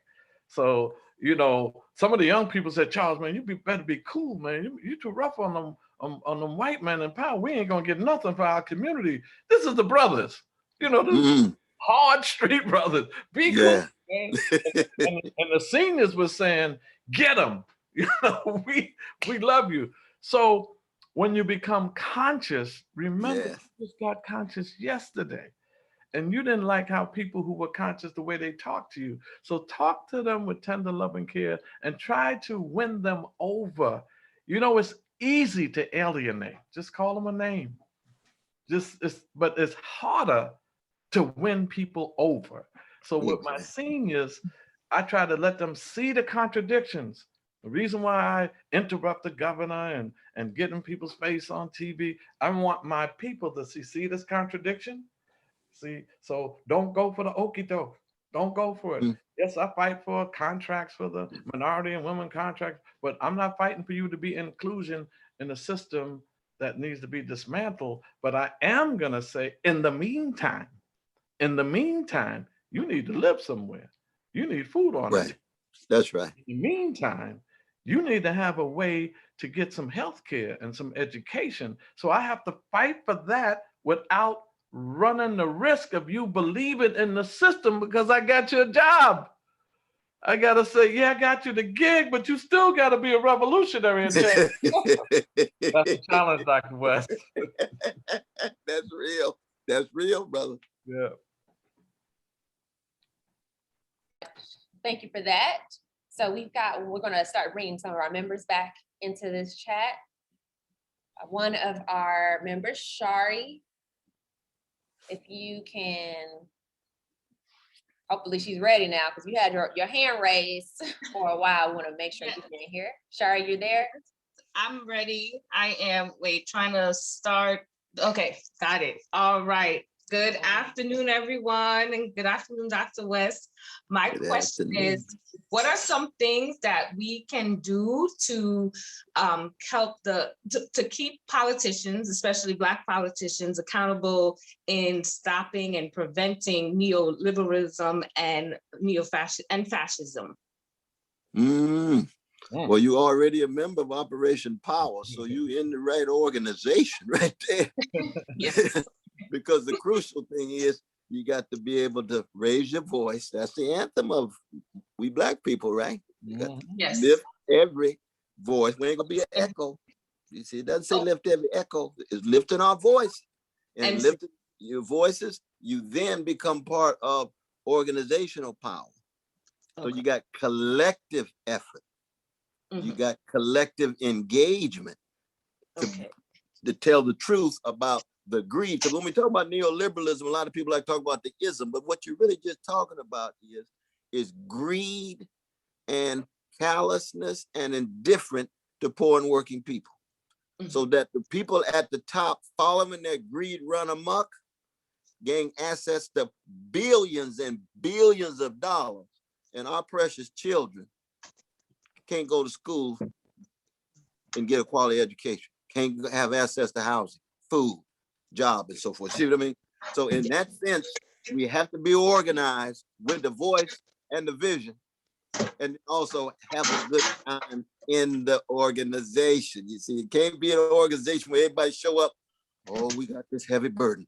Oh my God, it's gonna be. No, we find joy in loving the people. We find joy in telling the truth. We find joy in fighting for justice. Because if you don't find that joy, you ain't gonna be like the Barrons. No, because I know the joy that kept them going all of these years. And it's that joy that the world can't take.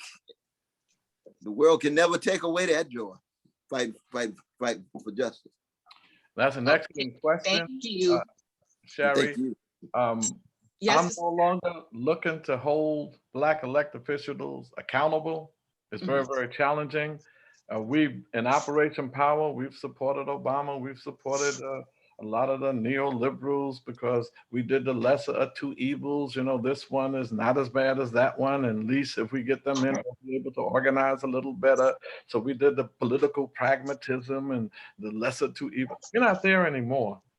Now, you either support our agenda that talks about radical systemic change, that talks about Black community control over the institutions, the police, that talk about free education, free healthcare. You don't support that, don't come our way.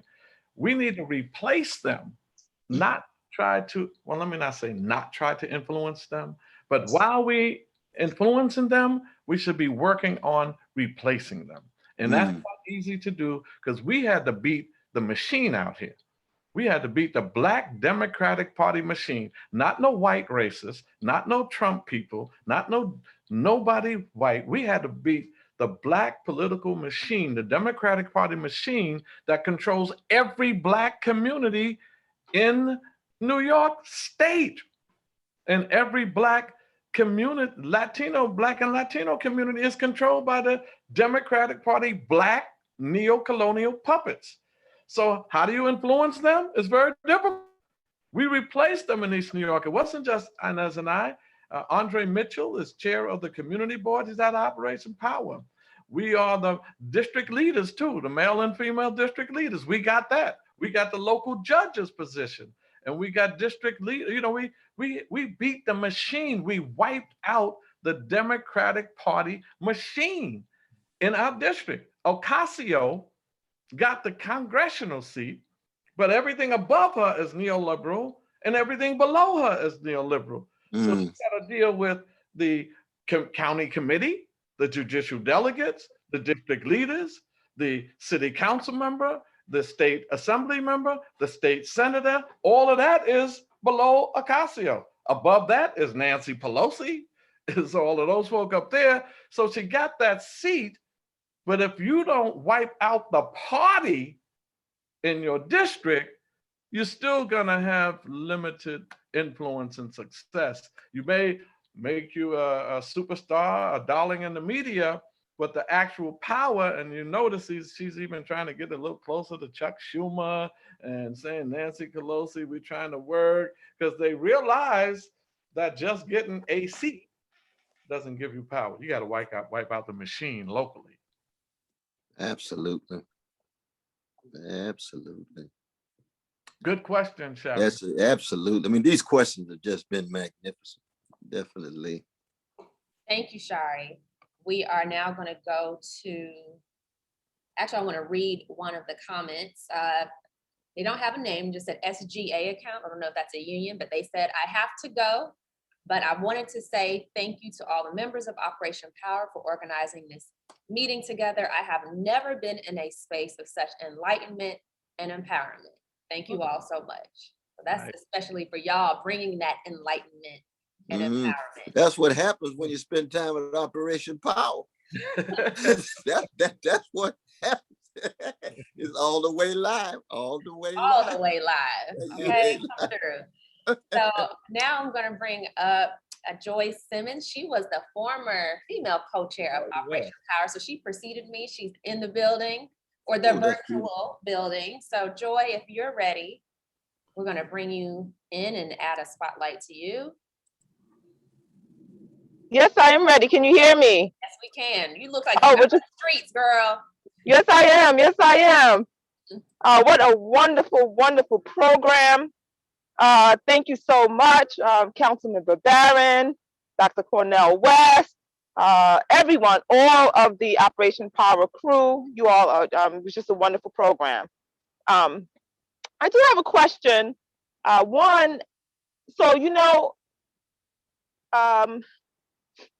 television and media really impacts, you know, how people perceive reality, you know, how, you know, people think.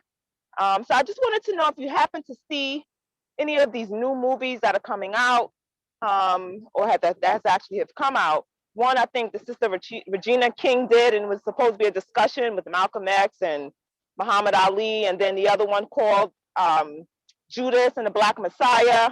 And so I just was wondering, how do you think these, if you got a chance to see it, yes, and if not, based on what you've heard, how do you think these are going to impact, you know, what people think and how they see what happened historically? Because sometimes, you know, they could put messages in and then we really get the wrong idea of what actually happened. So I just wanted to, you know, get a sense of that. Well, salute your service, past and present. And thank you for that question. I haven't seen the first movie. I don't know, Brother Charles, you may have seen the first one. I haven't seen the first. I saw the second one. I saw Judas and the Black Messiah. And I actually talked to the Lucas brothers. These brothers are like 31, 32 years old, identical twins who wrote it right out of Newark, New Jersey. And they did a magnificent job. I mean, I'm not crazy about focusing on the FBI, the Black FBI person, but what most importantly is that they show the magnificent genius and love and sense of service of Fred Hampton. That comes through. And even Fred Hampton Jr. acknowledges that. And it gives you a sense of what the Black Panther Party at its best was all about. That's why I was blessed to be working with them, you see, in the prisons and in the breakfast programs. You see, I could see what I was trying to do in light of what the greatness of a Fred Hampton was and why J. Edgar Hoover, from the very top of the empire, the very top of the government, could call for his absolute murder with no accountability whatsoever. So I think I do think that is a contribution. Young folk need to know about Fred Hampton. He ought to be a household name. That's right. Just like you know about Kendrick Lamar. Y'all know about Fred Hampton. That's right. You know, Joy, first of all, Joy Simmons, Dr. West, she is one of the foundation builders of Operation Power. Ooh, so beautiful, beautiful, awesome. Beautiful. Spiritually, culturally, politically, radical, revolutionary. This is one of our most influential, most important and valuable members. We are eternally indebted to the work she's done in Operation Power. On her question, I haven't been able to see the film yet on Judas from Fred Hampton, but Fred Hampton, man, before the Rainbow Coalition of Jesse Jackson, Fred Hampton organized Chicago would not have the violence it's having now if Fred Hampton was still alive and they didn't murder and assassinate him. Fred Hampton got with Cha-Cha Jimenez from the Young Lords, turned that into a political thing. The Brown Berets, the Chicanos, the American Indian movement, AIM, Russell Means. He united white radicals, you know, because the Black Panther Party got together with the Weather Underground and with SDS, the Student Democratic Society. Fred Hampton at 21 years old is when he died. He was 18 when he was popular. So when you think of Fred Hampton, man, by the way, Cornel, I did talk to Fred Hampton Jr.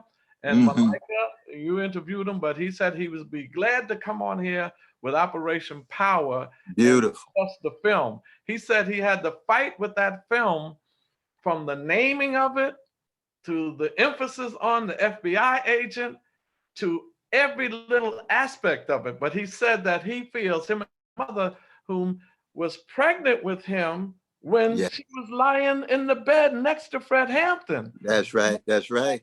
That it was a shootout.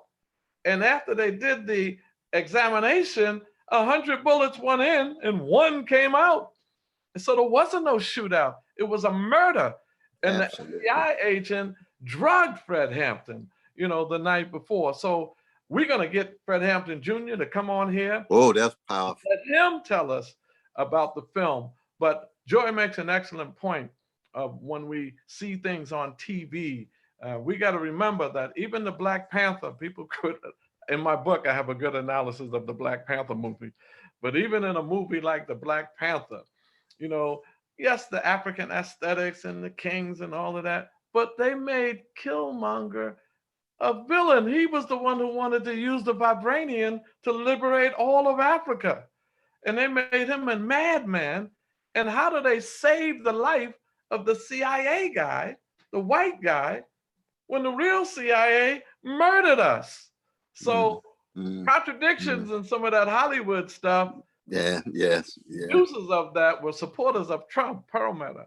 So we need to really look at films, and maybe we'll do a whole program examining films and get you to come back and we'll critique some films, because you was in the, what is that film that you were in? The, help me, Malika. Is it The Matrix? Matrix, yeah. Oh, yeah. Oh, yeah. You did a powerful piece in there. So yes, we need to look at that. Good question, Joy. Wonderful question. And I actually I wanted to ask an offshoot of that, and Joy kind of touched on it first, but along with that, and I think just to make it broader, there's been a co-optation of Black radical politics. So Target now, they've got ads where they're talking about Black History Month and they're using the Pan-African colors, red, black, and green. You got folks like Hakeem Jeffries, who's talking about, you know, they'll say reparations and they'll use the language of liberation, but they're not really fighting for it. So when it comes to the media co-opting it or politicians co-opting it, how do we tell what's real from what's fake?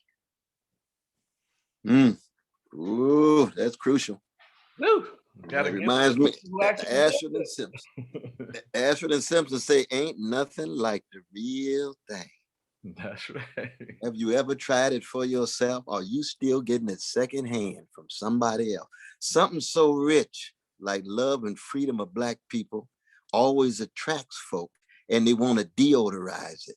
They want to sanitize it. They want to sterilize it. And they want to fake our funk.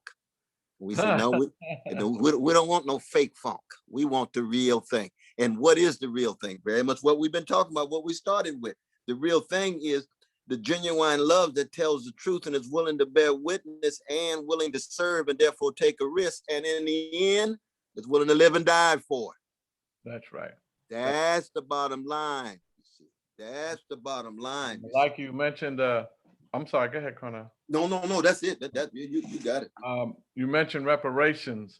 Don't be fooled by these hearings now on reparations. Remember, we had Barack Obama in for 8 years, and may he rest in peace, John Conyers, who was the author of the H.R. 40, because the Democrats had the House, they had the Senate, they had the presidency with a Black president, and they made John Conyers the chair of the Judiciary Committee where his reparations bill was in. It never came up for a vote. It never came up for hearings and on the floor. Now he dies. The Republicans take over the Senate. Now the Democrats got it back. Trump becomes president and they come up with the reparations bill, knowing it ain't going nowhere in that setting. Exactly. Biden doesn't support reparations. Hillary Clinton doesn't support reparations. Obama did not support it when they tell him to raise his hand with all of the presidential candidates. None of them support it. Bernie Sanders didn't support it. That's true. That's He true. didn't support reparations. The socialists talking about it's not going to happen. I was putting pressure on my brother, Yeah. but we He didn't even disagreed support on it. that. We disagreed on that. Because it's not going to happen. Well, you think a Green New Deal is going to happen? You know, all of that's going to be challenging. You support it on principle. So when we talk about reparations now, they're using it, they're manipulating it so that the black vote could come out for the Democrats to make it appear we, and in COBRA and in D12 and Simultep, Dr. McIntosh and all of us got together, and Ron Daniels and all of us saying, we support reparations. In his first 100 days, Biden should have said, I support reparations, and then I'm gonna do an executive order on it. So reparations can take different forms. That's a whole nother program that we're gonna put together and really break down what we mean by reparations, who should receive it, what form, how much, you know, all of those arguments that people have now, that takes a whole program for it. But these are not genuine efforts for reparation that are happening now, even though a lot of the House members are supporting a study. We don't want a study. I have a bill in the state because reparations in New York City was the second largest slaveholding city in the Union, only second to Charleston, South Carolina. Yes, yes. I have a bill, a New York State Reparations Community Commission, 9 members from the community, 5 from the state, 1 from the governor, 2 from the assembly, and 2 for the Senate, 3 from NCOBRA, 3 from D12, 3 from the Institute of the Black World, and I'm gonna get Amali Yeshitela and his group in that number. And we should have a commission on remedies. How much, what form, who should receive it right away. That's another program. That's powerful, brother. Powerful, brother. We've got to keep it moving a little bit because we are already at 2 o'clock. So if I could ask Dr. West, if it's possible you could stay on for like another 10 minutes. We go with the spirit. We forget about mechanical time. We go with the spirit. As long as the people want to raise questions, we here. Wonderful. So I'm gonna, if we can, I just want to make this brief announcement. So we've got some more members who've asked questions, but I also want to get to some guests. So Brenda and Kalima, I see you. Olabunwi, I see you. We can maybe stick around a little bit later, but for people who are guests, I want to make sure that they get their questions answered as well. So Byron Zanono said, thank you to Operation P.O.W.E.R for organizing this event. In a time of decline in a religious affiliation, particularly among young people, what advice can you give to effectively communicate the urgency of liberation, equality, and empowerment, both to religious and non-religious people? No, I think that question about the spiritual decay of the American empire and the predatory capitalists emptying out of any kind of commitment to integrity, honesty, decency, service to poor and working people. See, religion at its deepest level is finding certain examples and figures to imitate. You see, as a revolutionary Christian, I'm imitating Jesus. I'm following Jesus into the temple where he ran out the money changers, the largest edifice east of Rome with 500 troops on one side, the bankers in the center, and the educators who were rationalizing the bankers, and he went in there for the poor. And of course, he ends up getting executed and crucified because he ran into that temple. Well, you see, I'm a revolutionary Christian. I'm trying to imitate Jesus. Now, we got to find figures to imitate. If you're not a Christian, you can find other figures, you see. But figures who inspire out of deep love, courage, integrity, willingness to serve. And so many of our churches, they're not preaching the gospel. They just making money. So that I can understand a lot of young folks saying, I'm unchurched because I can't find a church that speaks to my depth. That's a crisis of the church. That's not a crisis of young people. The church is not responding in the way in which they are. We were lucky to have Reverend Daltrey. He was preaching revolutionary gospel. That's right. Ditto. Great. So Evelyn, she's actually one of our members who had her hand raised earlier. So Evelyn, if you're around, just send me just put a little message in the chat and we'll get to you because I would like to spotlight you now. If not, we're gonna go to Olabunmi. also one of our new members. But Evelyn, I'm gonna get you Yes. right after Okay. Olabumi. Okay. Hi, good afternoon. Thank you for being here. So something you said, a lot of what you said resonated with me, Dr. West. My name is Boomy. I'm a 6th grade math teacher, fairly new to Operation P.O.W.E.R.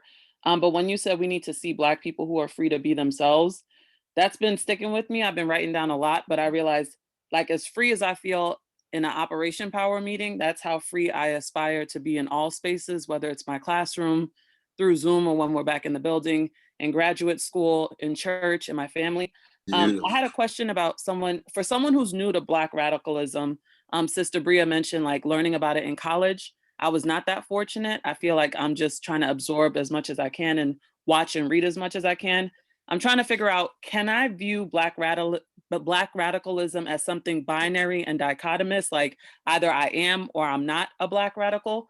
But I'm concerned that because I'm so hard on myself, I won't have grace and self-compassion if I view it as binary.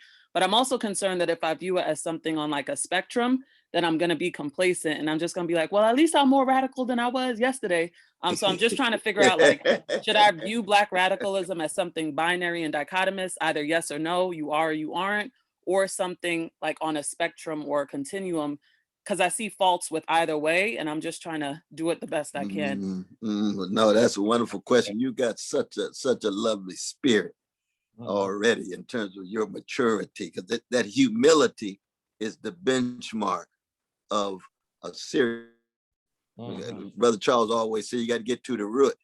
And see, when you get to the root, you recognize you are humbled when you see all of these tremendous figures fighting these huge systems of greed and hatred. You know, when you read autobiography of Malcolm X, you put that thing down. If you walk around arrogant after reading that, you know, you need to keep a little further distance from the crack house, because you got to learn something. You know what I mean? You say, Lord have mercy. So I would say it's a combination of both. You have to be able to draw a line. See, Charles Barron is a genuine radical. Inez is genuine radical. You know what I mean? That Jeffrey is not. Now, both of them beautifully Black, aesthetically speaking, but one's a Black radical and one ain't. You see what I mean? On the other hand, in terms of your own development, you're always in process. Always. So me and Brother Charles, every day we get up, we try to be better. So we ain't got the purity. We ain't free of spot or wrinkle. No. We got taints, we got faults, we got foibles. We forever in process. That's what I love about your spirit, because we jazz like. When you jazz like, you're bouncing back and forth against the best, but you know you got a whole lot to do in terms of getting better, but you always know you got the highest standard in mind. So it brings together both of those insights. And you want to read Robin D.G. Kelly's Freedom Dreams, the Black Radical Imagination. Right. Freedom Dreams. Great book. Freedom Dreams is like listening to Zoom by the Commodore. Zoom, I want to go out. I got a freedom dream. Come on, Lionel, take me with the Commodore. Yes, that's one of the anthems of my brothers in prison. Yeah, so Zoom, that jam, especially the long version.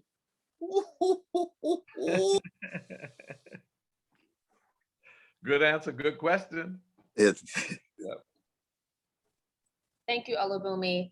I want to make sure we get Kalima, because she can't even raise her hand. She's diligent. I want to shout her out before we get more people in the room.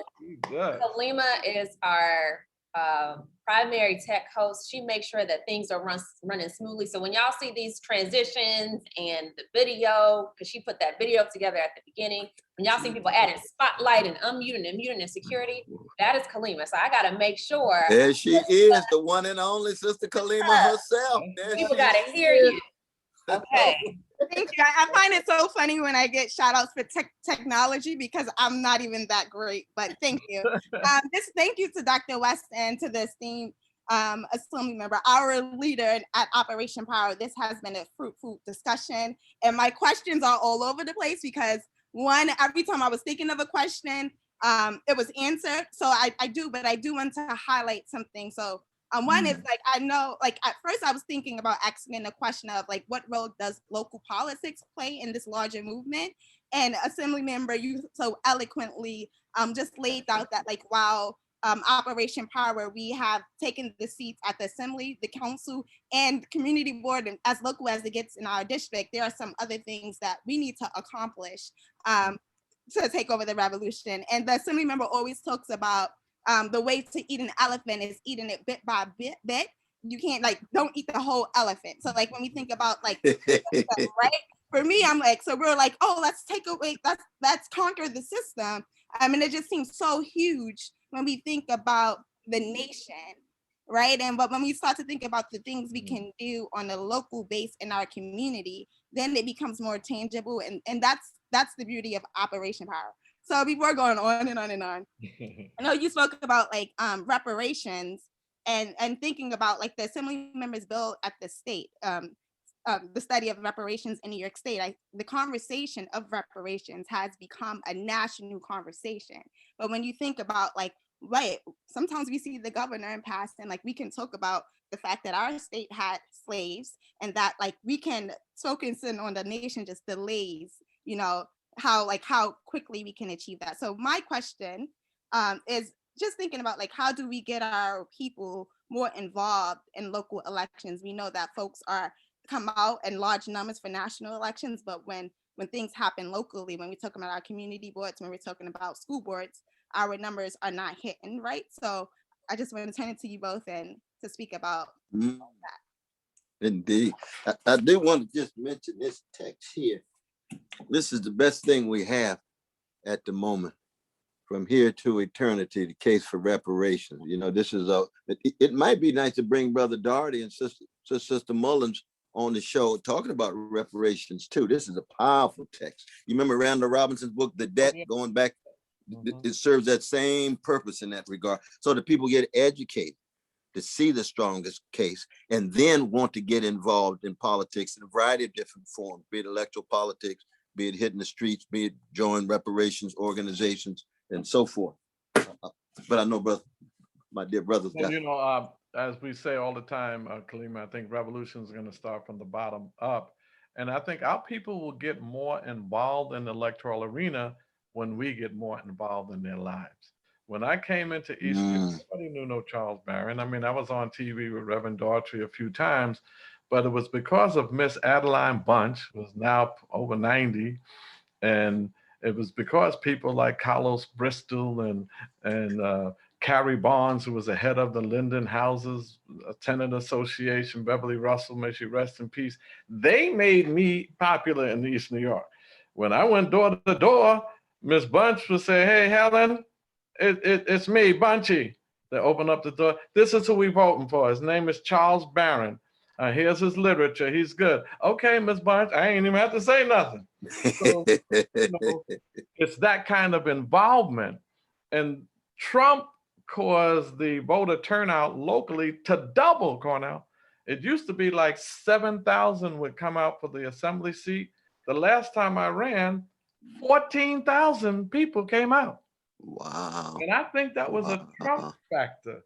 Right. I'm right. concerned now, not that I want Trump to come back so more people could come out, that when you get the Bidens and the Obamas in, it dies down. Then it goes back down. Exactly. I think we've arrived, that we've achieved something. So our challenge now is to be brave like Dr. West and raise the contradictions of Biden and them and the Democratic Party in the midst of the euphoria that's going on because they got the House and the Senate and the presidency. That's our challenge. More people will come out when we can make those cases. And so I think that we're on the right path. These are radical times that call for radical solutions. And I think that that's what's going to cause the people to come out more locally when you meet their needs and raise their consciousness. Wonderful. Thank you so much.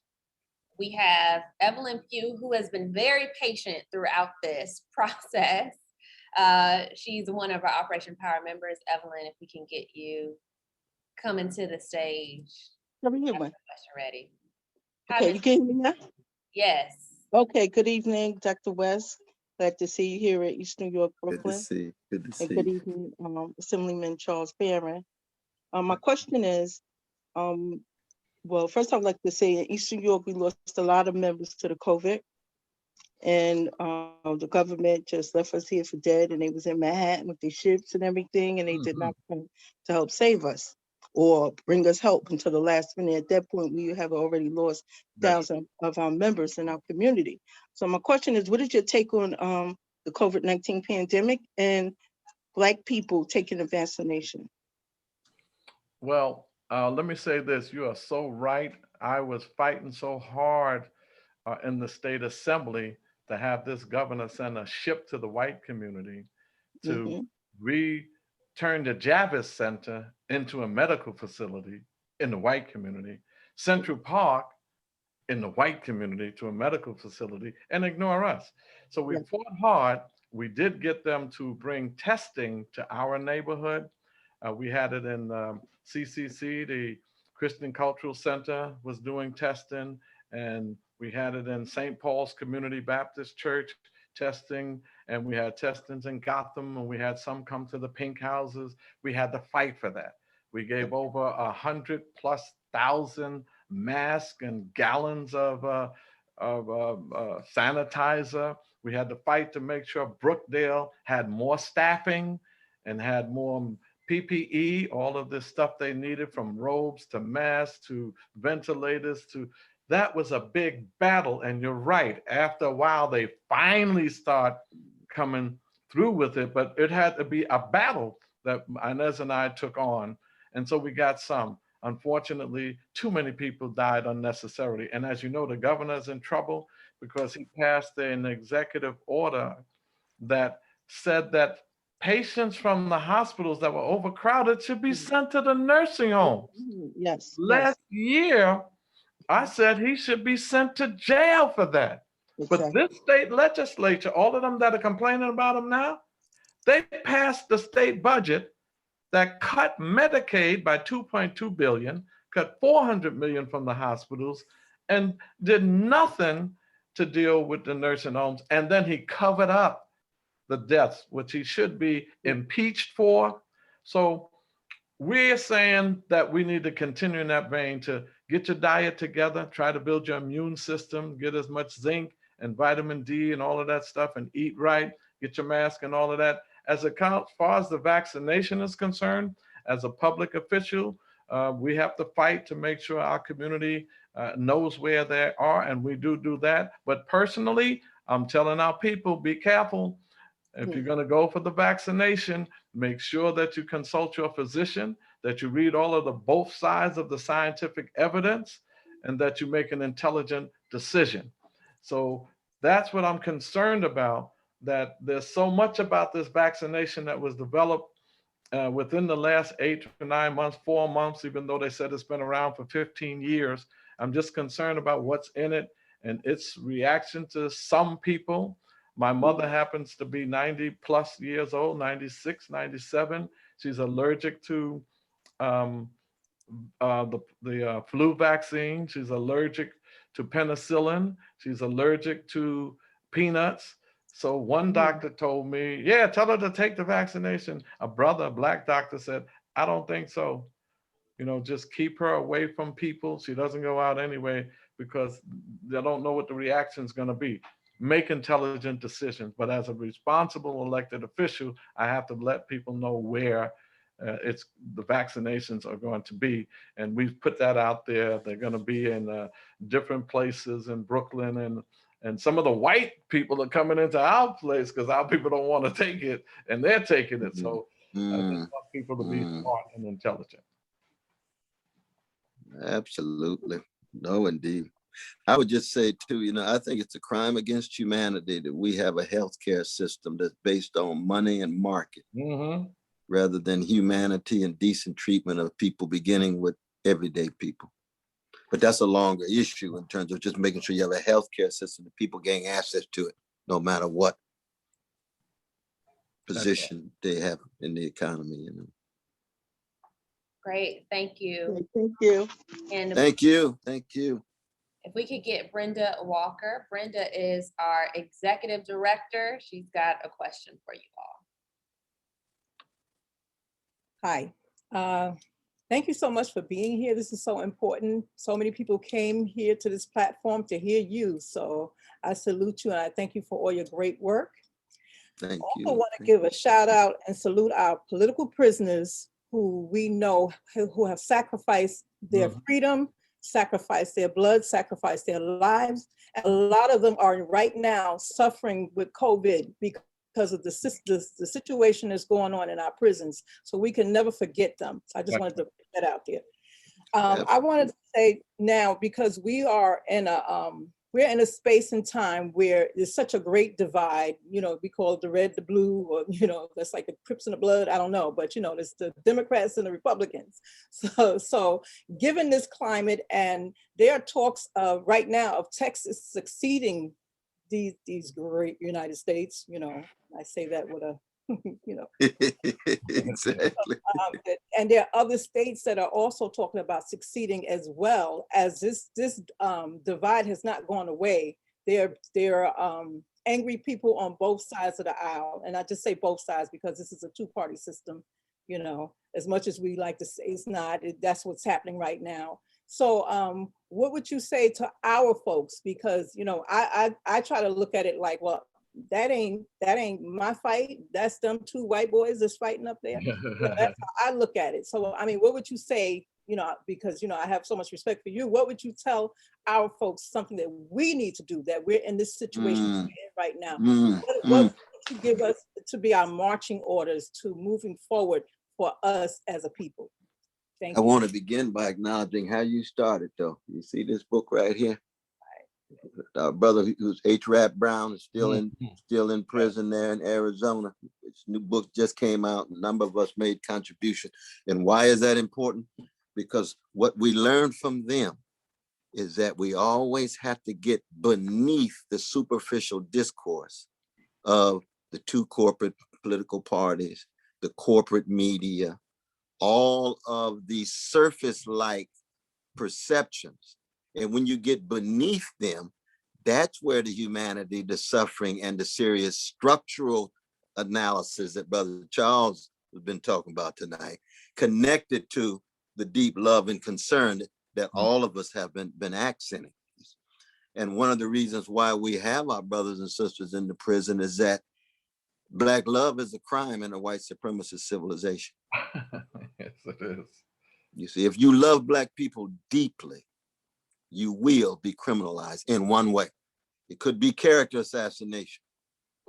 It could be literal assassination. It could be death threats. We won't even go into all the death threats. You know, it's a compliment to live under death threats in a white supremacist civilization. You love Black people, but you have to be honest about that, you see. And so when you get beneath the discourse, it ain't the Democrats and Republicans. That's just two wings of the ruling class. We talking about working class. We talking about precious poor folk. And I believe all human beings precious. I'm a Christian, but it's the least of these that I give priority to. That's my kind of gospel, you see. And so it's a lens through which you view things. Brenda, great question, and thank you for bringing up the political prisoners. Once again, Dr. West, the importance of local politics, because I was in the state assembly, they let me establish a committee on reparations and political prisoners. And with that committee, I was able to, of the 60 plus members of the Black, Puerto Rican, Hispanic, Asian caucus, I got them to sign on a letter to support the release of Herman Bell, and he was released. I got them to sign another letter to support the release of Seth Hayes, and he was released. After they've been going up all these years and getting hit with 2 more years. And then we got them to sign a letter to support the release of Jalil Montecune. He was released. And now they're trying to put him back in because he had some form that they gave him on voter registration, and he filled it out because they told him he had to. And they said, that's a violation of your parole. You can't vote. So they're trying to put Jalil back in. Oh my God. It's ridiculous. Jesus Christ. Unfortunately, Seth Hayes made his transition after he came out because he wasn't given proper treatment inside. Oh, And wow. Tish Yeah. James, the Attorney General, who I am livid with, after a white judge said Jalil should be released because he's been in there long enough and the COVID threat could cause him his life, and he was not given a death sentence. So the judge said, release him. Tish James, the Attorney General, decided, Black Attorney General, for those of you who don't know who she is, appealed the decision and had him stay there, and he caught the virus. Oh, And no. then eventually the No. parole board let him out, and now they're trying to put him back in. So much for Black faces in high places. And just Brenda on Texas, they shouldn't have been independent in the first place. That was Mexico's territory. Isn't that the truth? To succeed, Isn't that the truth? give it back to Mexico. Stole it in the first place. We salute you, Sister Brenda, for your leadership. Yes, ma'am. We salute you. Definitely. Thank you, Brenda. So to move it along, we are already at 2:20. We are again thankful for you all being able to share your insights and wisdom. So what I'm going to do right now is just do our official close, because we do have announcements we want to make before we have too many people drop off the call. So we're going to do our official closing, make a few announcements.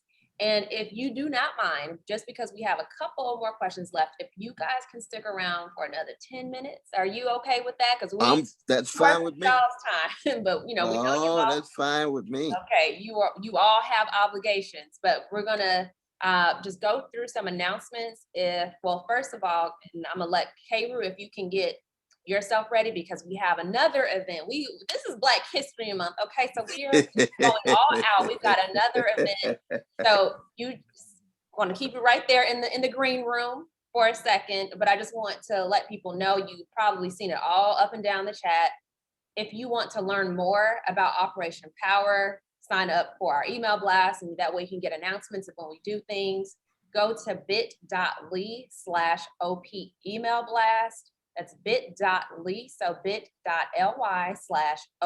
email blast, all lowercase. That way you can know when the next time we have Cornel West. Some people couldn't get in the club. We were at capacity already. That way you can get in early. We had 100 people and more in the waiting room. That way when you sign up, you can come into the room early. Also, if you would like to join Operation Power, like I said, this is a movement. We are creating a model so that we're not just, this isn't just about hyping up the Barrons or hyping up Cornel West. It's so that we can create another generation of leaders. And so in Operation Power, we want to allow our community to think about radical politics, but also serve their material needs. And we offer training. Last week, we had a membership training on leadership from Charles Barron's, from Assemblymember Barron's Dynamics of Leadership Curriculum. So we do these trainings in public speaking, communications, negotiation tactics, which we've actually had to use in the past with, powers that be. We do all of that with Operation Power if you become a member. So to do that, go to bit.ly/OP membership, bit.ly/OP membership, all lowercase. You'll also be able to see in the chat. That way you can learn more and join Operation Power. So now I'm going to move it to Kayru. You can give the announcement on our upcoming event next week. Thank you, Malika. Just to let everyone know that the Black, Puerto Rican, Hispanic, and Asian Legislative Caucus is having, they're going to have a series of presentations. And part of Mr. Barron's presentation is going to involve or include Ms. Viola Plummer of the December 12th movement. And she is going to be talking about reparations and revolution. And we're also going to have our very own co-chairs, Malika Jabali, who's going to be speaking about neoliberalism and the Biden administration, some of which you heard here today. And of course, Karan Allen, who had to leave because he, wanted to express solidarity with the workers in Alabama organizing against Amazon. He's going to be presenting on Black radical politics at the local level.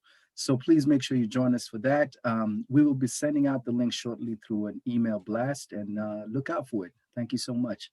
Just real quick, the name of the workshop that they're speaking under. Right. Revolution is the solution. Oh, right, that's That's correct. the name of the workshop, and there'll be panelists, and there'll be a PowerPoint presentation presented by Jabril and myself, and then the panelists will speak. But the workshop is Revolution is the Solution. Thank you very much. So you get a twofer. You're going to hear from the emerging leadership of Operation Power Up, but you're also going to hear from the OG Assemblymember Barron, who's going to deliver a What? What you call me?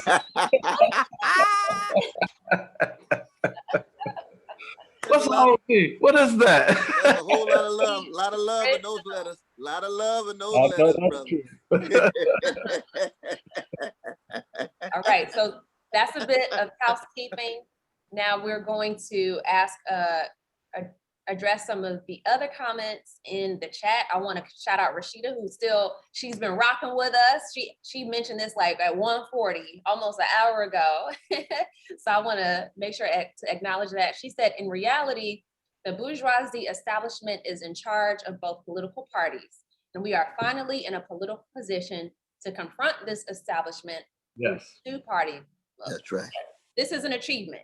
Revolution is transformation, and that transformation is an evolutionary process. We want complete. You could give this presentation too, sis. She said we want complete transformation of that society. That means we don't accept the status quo. A pig is a pig. You pick one, slaughter it, and you move on, because revolution goes on. We are better for making revolution, not worse. All right, sister. Right now. Oh, yes. Malika, if you can, I'm noticing in the chat, a longtime activist, King Downey, he's with WBAI. He said he would like to ask Cornel and me a question about the Judas, the Black Judas, and the Fred Hampton thing. So is there any way we can get King Downing in? Well, you got his spotlight. How you doing, brother? I'm good. I'm good. Thank you. Thank you for recognizing me. It's great to see Brother West. Haven't seen you since Charlottesville. And Brother Barron, I run into you all the time. So just a quick plug, my show is Good Morning Nueva York. It's on every morning from 6 to 7 a.m. If any of you on here, audience or whatever, have an issue, you can email me at king@wbai.org. We'll bring you on the air to talk about it. Just know what you're talking about and be doing the work. So the question that I have is that after having seen Judas and the Black Messiah, I have a two-part question for each of you. What was your reaction to the lessons that were portrayed there? And the second part of it is, what do organizations do about the larger issue, which is not the informant, but the state, which is putting these informants into our organizations? The state has recently put out through the Intercept and other information that some of us got through Freedom of Information Act, the existence of what's called a Black Identity Extremist designation by the FBI, targeting Black Lives Matter and other groups who are constitutionally protesting police brutality, designating them as domestic terrorist organizations with all that comes with that, the surveillance and the Judas type activities. The floor is open to either of you to comment on that. Go for it, Dr. West, because I didn't see the film yet. I just talked to Fred Hampton about it. Yeah, well, no, we appreciate Brother King Downey and the work that he's done all down through these years. He still looks young, but he's been here for a while. You know, he ain't no spring chicken now. Thank you. Been here there, but he's strong as ever. He's strong as ever. But one is that it's keeping track of the informants. But as I mentioned before, you see, any movement that's powerful is going to attract Judases. That's just what it is. You say you don't get Jesus without Judas. You ain't gonna get a social movement without informants. You ain't gonna get a rich musical tradition without boom. You know what I mean? People gonna be stealing and trying to get at something that's rich and deep. And so we have to we got to keep track not just of the informants, but those who are complicitous without being explicit informants. And then those who are willing to fight regardless. Line up all of your Goliaths, even with David, we going down swinging in the name of love and justice in the best of our Black revolutionary tradition. Assemblyman Barron, you didn't have to have seen the film. I know you. Well, you coming out of the Black Panther movement, it was a real problem. Some of the brothers that were enticed, either you go to jail or you be an informant. There was some that led people to do things that shouldn't have done at that time. Informants led that kind of stuff. So I think the best protection of that, we used to do in the Black United Front.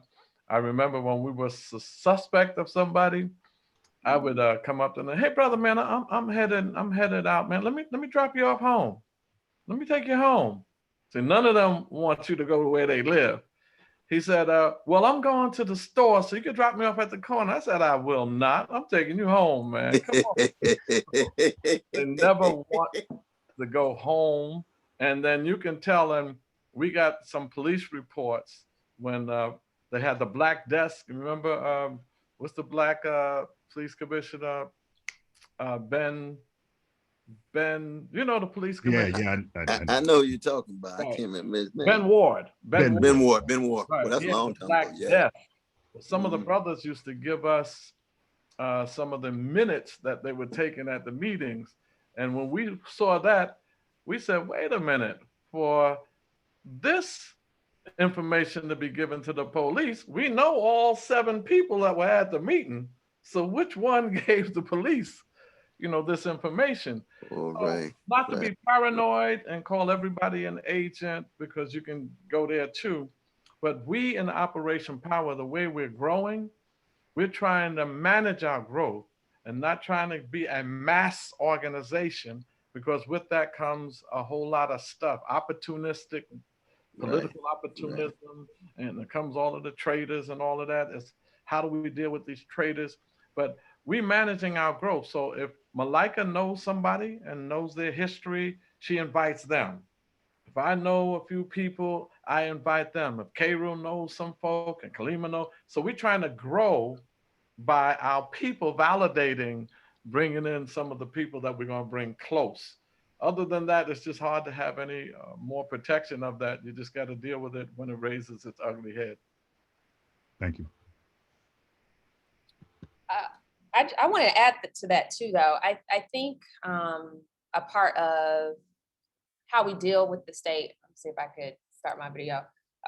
A part of dealing with the state is also recognizing that it's not for us. And so raising Black people's consciousness so that they realize that when we're talking about the Capitol Police or the police or the CIA or the Secret Service, these are not our friends. And so we've normalized, this country has normalized trust in our state powers. And so part of our work is in getting our folks to understand the history of those institutions. And so if we know the history of those institutions and we watch a film like Black Panther, we could be like Assemblymember Barron and say, oh, the CIA is not actually my friend. Like, we should not be normalizing them. And so I think raising our awareness just of the threat is at least a start, because a lot of us don't even have that. Like, we still want a lot of this law enforcement in our lives. So that's a part of kind of our consciousness raising as well. Yep.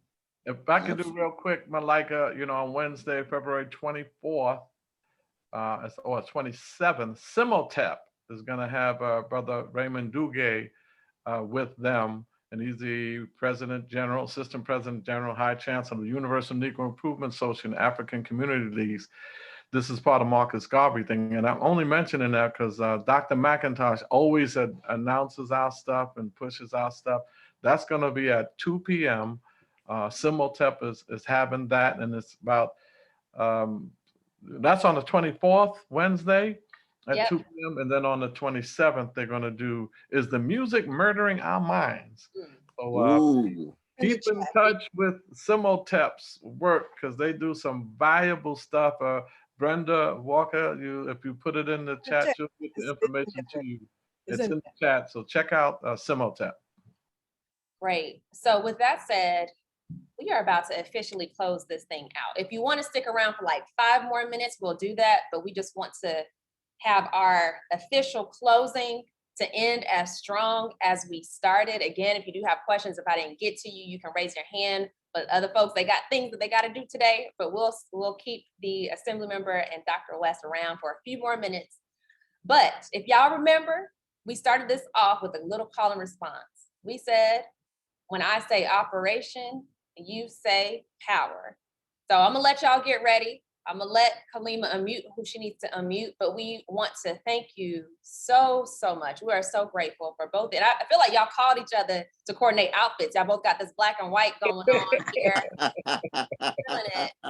But thank you so much for your insights. If you all want to give them some appreciation, some claps, some emojis, put in the chat as well, because this was such a wonderful learning experience, and being able to see your dynamic, to see the bond of brotherhood. Even when we disagree, we can still come to solidarity and agree on our liberation and have a vision for our people. So we are so thankful. With that, when I say operation, you say power. Operation. Operation. Power. Thank you so much. Thank you so much. Thank you to everybody here. So I'm going to start unmuting you. If you got to go, you don't have to feel pressure to stick around. We do have one of our members. Some people still here. You know, Black people like the fellowship. Well, church will be over after 5 hours and people still want to hang out. I was just giving y'all a way out. But if you want to stick around, Vincent, you also have a question. Another question, yes. Well, not a question, a statement. I just want to bring to everybody's attention that the Barrons, Inez specifically, Councilmember Inez Barron, has sponsored the ECRB legislation. And we should not overlook that in this period of time of this national uprising about holding police accountable. That sponsorship also came out of the Barrons, Operation P.O.W.E.R theology. And I think that's very important that we all be mindful of that, especially if you reside in New York City. And the mission right now is to encourage council people to support the legislation. That's where we would have an elected civilian review board to actually be able to vet police officers when they brutalize and murder Black people. So that's a big piece of legislation that's pending. Charles, you might want to add something to that. Yeah, just that in addition to that is an independent prosecutor. We no longer want a state prosecutor like Tish James that ain't prosecuting any police, but an independent prosecutor. And, we ideologically, not theologically, because we're not a spiritual religious organization, but ideologically, Operation P.O.W.E.R is in line with legislation like that. The police have to pay. The best way to stop police brutality, don't say they need cultural sensitivity and they need to learn about the Black community. They need to be retrained. No, you murder us, you need to go to jail for life. I will give you a Black history book to read while you're in jail. You have to go to jail. And when you brutalize us, that's assault, jail. You know, you are discourteous and cussing us out, you should be fired. So they need consequences, and that's what the elected Civilian Complaint Review Board does, because presently it is the police commission that determines the final say-so on what happens to police, if in fact they're even convicted or charged or their complaints validated by the Civilian Complaint Review Board. So even when they're validated, 95% of them get off, and the 5% that do get punished, they get a slap on the wrist. They lose vacation days. And this elected board will prosecute, and the independent prosecutor will prosecute. Thank you, Senator. Thank you, Vincent. And that's been a long fight in New York City, because, you know, people talk about accountability this, accountability that, and they don't even want that. So that's true. This was a lot of work, and it took, you know, these protests for people to finally say, okay, we can give them a little bit of something. So, you know, this has been a long fight in New York City. I do want to mention Ana Santiago, one of the guests in the comments, who wanted to know where she fits in as a Latina, Black, Puerto Rican woman. So I think it's about kind of having these multiple identities. And so where do you fit? Well, you know, we're talking about Black liberation. I guess and I don't know if you all can answer that because you're not Black Latina woman, but if you thought about, you know, that kind of just how people balance their identities. Well, you know, I consider us an African people, and whether your oppressor was the Spaniards, so now you speak Spanish, or whether your oppressor was the English, so now you speak English, or your oppressor was the French, and now you speak French. It all depends how you identify yourself, because you're certainly welcome into our movement. And when I say Black or when I say African, I'm talking about African people from Panama, African people from Latin America, African people from Central America, from South America, from the continent, from the West Indies, from North America. We are an African people. So I see us as one family, and you're certainly welcome in Operation Power. Absolutely. And keep in mind, in the end, you know, our identities is rooted in our integrity and courage and willingness to serve and sacrifice. See, all the talk about racial identity, it's sounding brass and tinkling cymbal if it's not grounded in the genuine integrity and solidarity with the least of these. You know what I mean? There you go. Dr. West, could you hold up that book again about a wrap around them? Yeah, our dear brother. Just the Wanda Williams. That's the one that you wanted. Jamil Abdullah. The political. Yes. No, is that it? It was just, now we want to hold up speaking truth to power. Oh, yes. Yes, that's Talk it. about political prisoners in there too. Yeah, Suki. Now we getting to the truth. We getting to the love. We getting to the service. Absolutely. That's right. To address Deon Bennett's question, is there a link for next week's event? We will have that. If you can sign up for our email blast, we'll have it out in our email blast. So to reiterate, the email sign up is at bit.ly/OP email blast, all lowercase. So I hope you are able to access it through that. And I don't see any more questions in the chat. Yeah, let's wrap it up because I do have a 3 o'clock and I want us to talk a little bit afterwards. Great. Okay. So thank you again, brothers. We really appreciate We want to thank you for your leadership. Yes. I'm telling you, you are like Mary Lou Williams on the piano and Mary J behind the mic with your intellectual leadership. I'm telling you, the best of our tradition. We talking about a great tradition of a great people. That's it. That's it. That's it. Brother. And thank you so much, because I know you're in demand all over the country, all over the world. And for you to tell me when I asked you, I'm doing it and forget about time. I appreciate you so much, my brother. No, well, you know my love for you and Sister Inez. I take a bullet for y'all. Y'all know that. I know that's true. 42 years we've been together. That's Look at right. us now. The Lord been blessing us. We're going to be faithful unto death. Y'all inspire me in ways I don't have language for, my brother. Both of you. Yeah, thank you. all right now, so just one last closing. We're gonna do it just one time now. That way we can wrap this up. When I say operation, you say power. Right, all right, y'all. Y'all have a great afternoon. Happy Black History Month.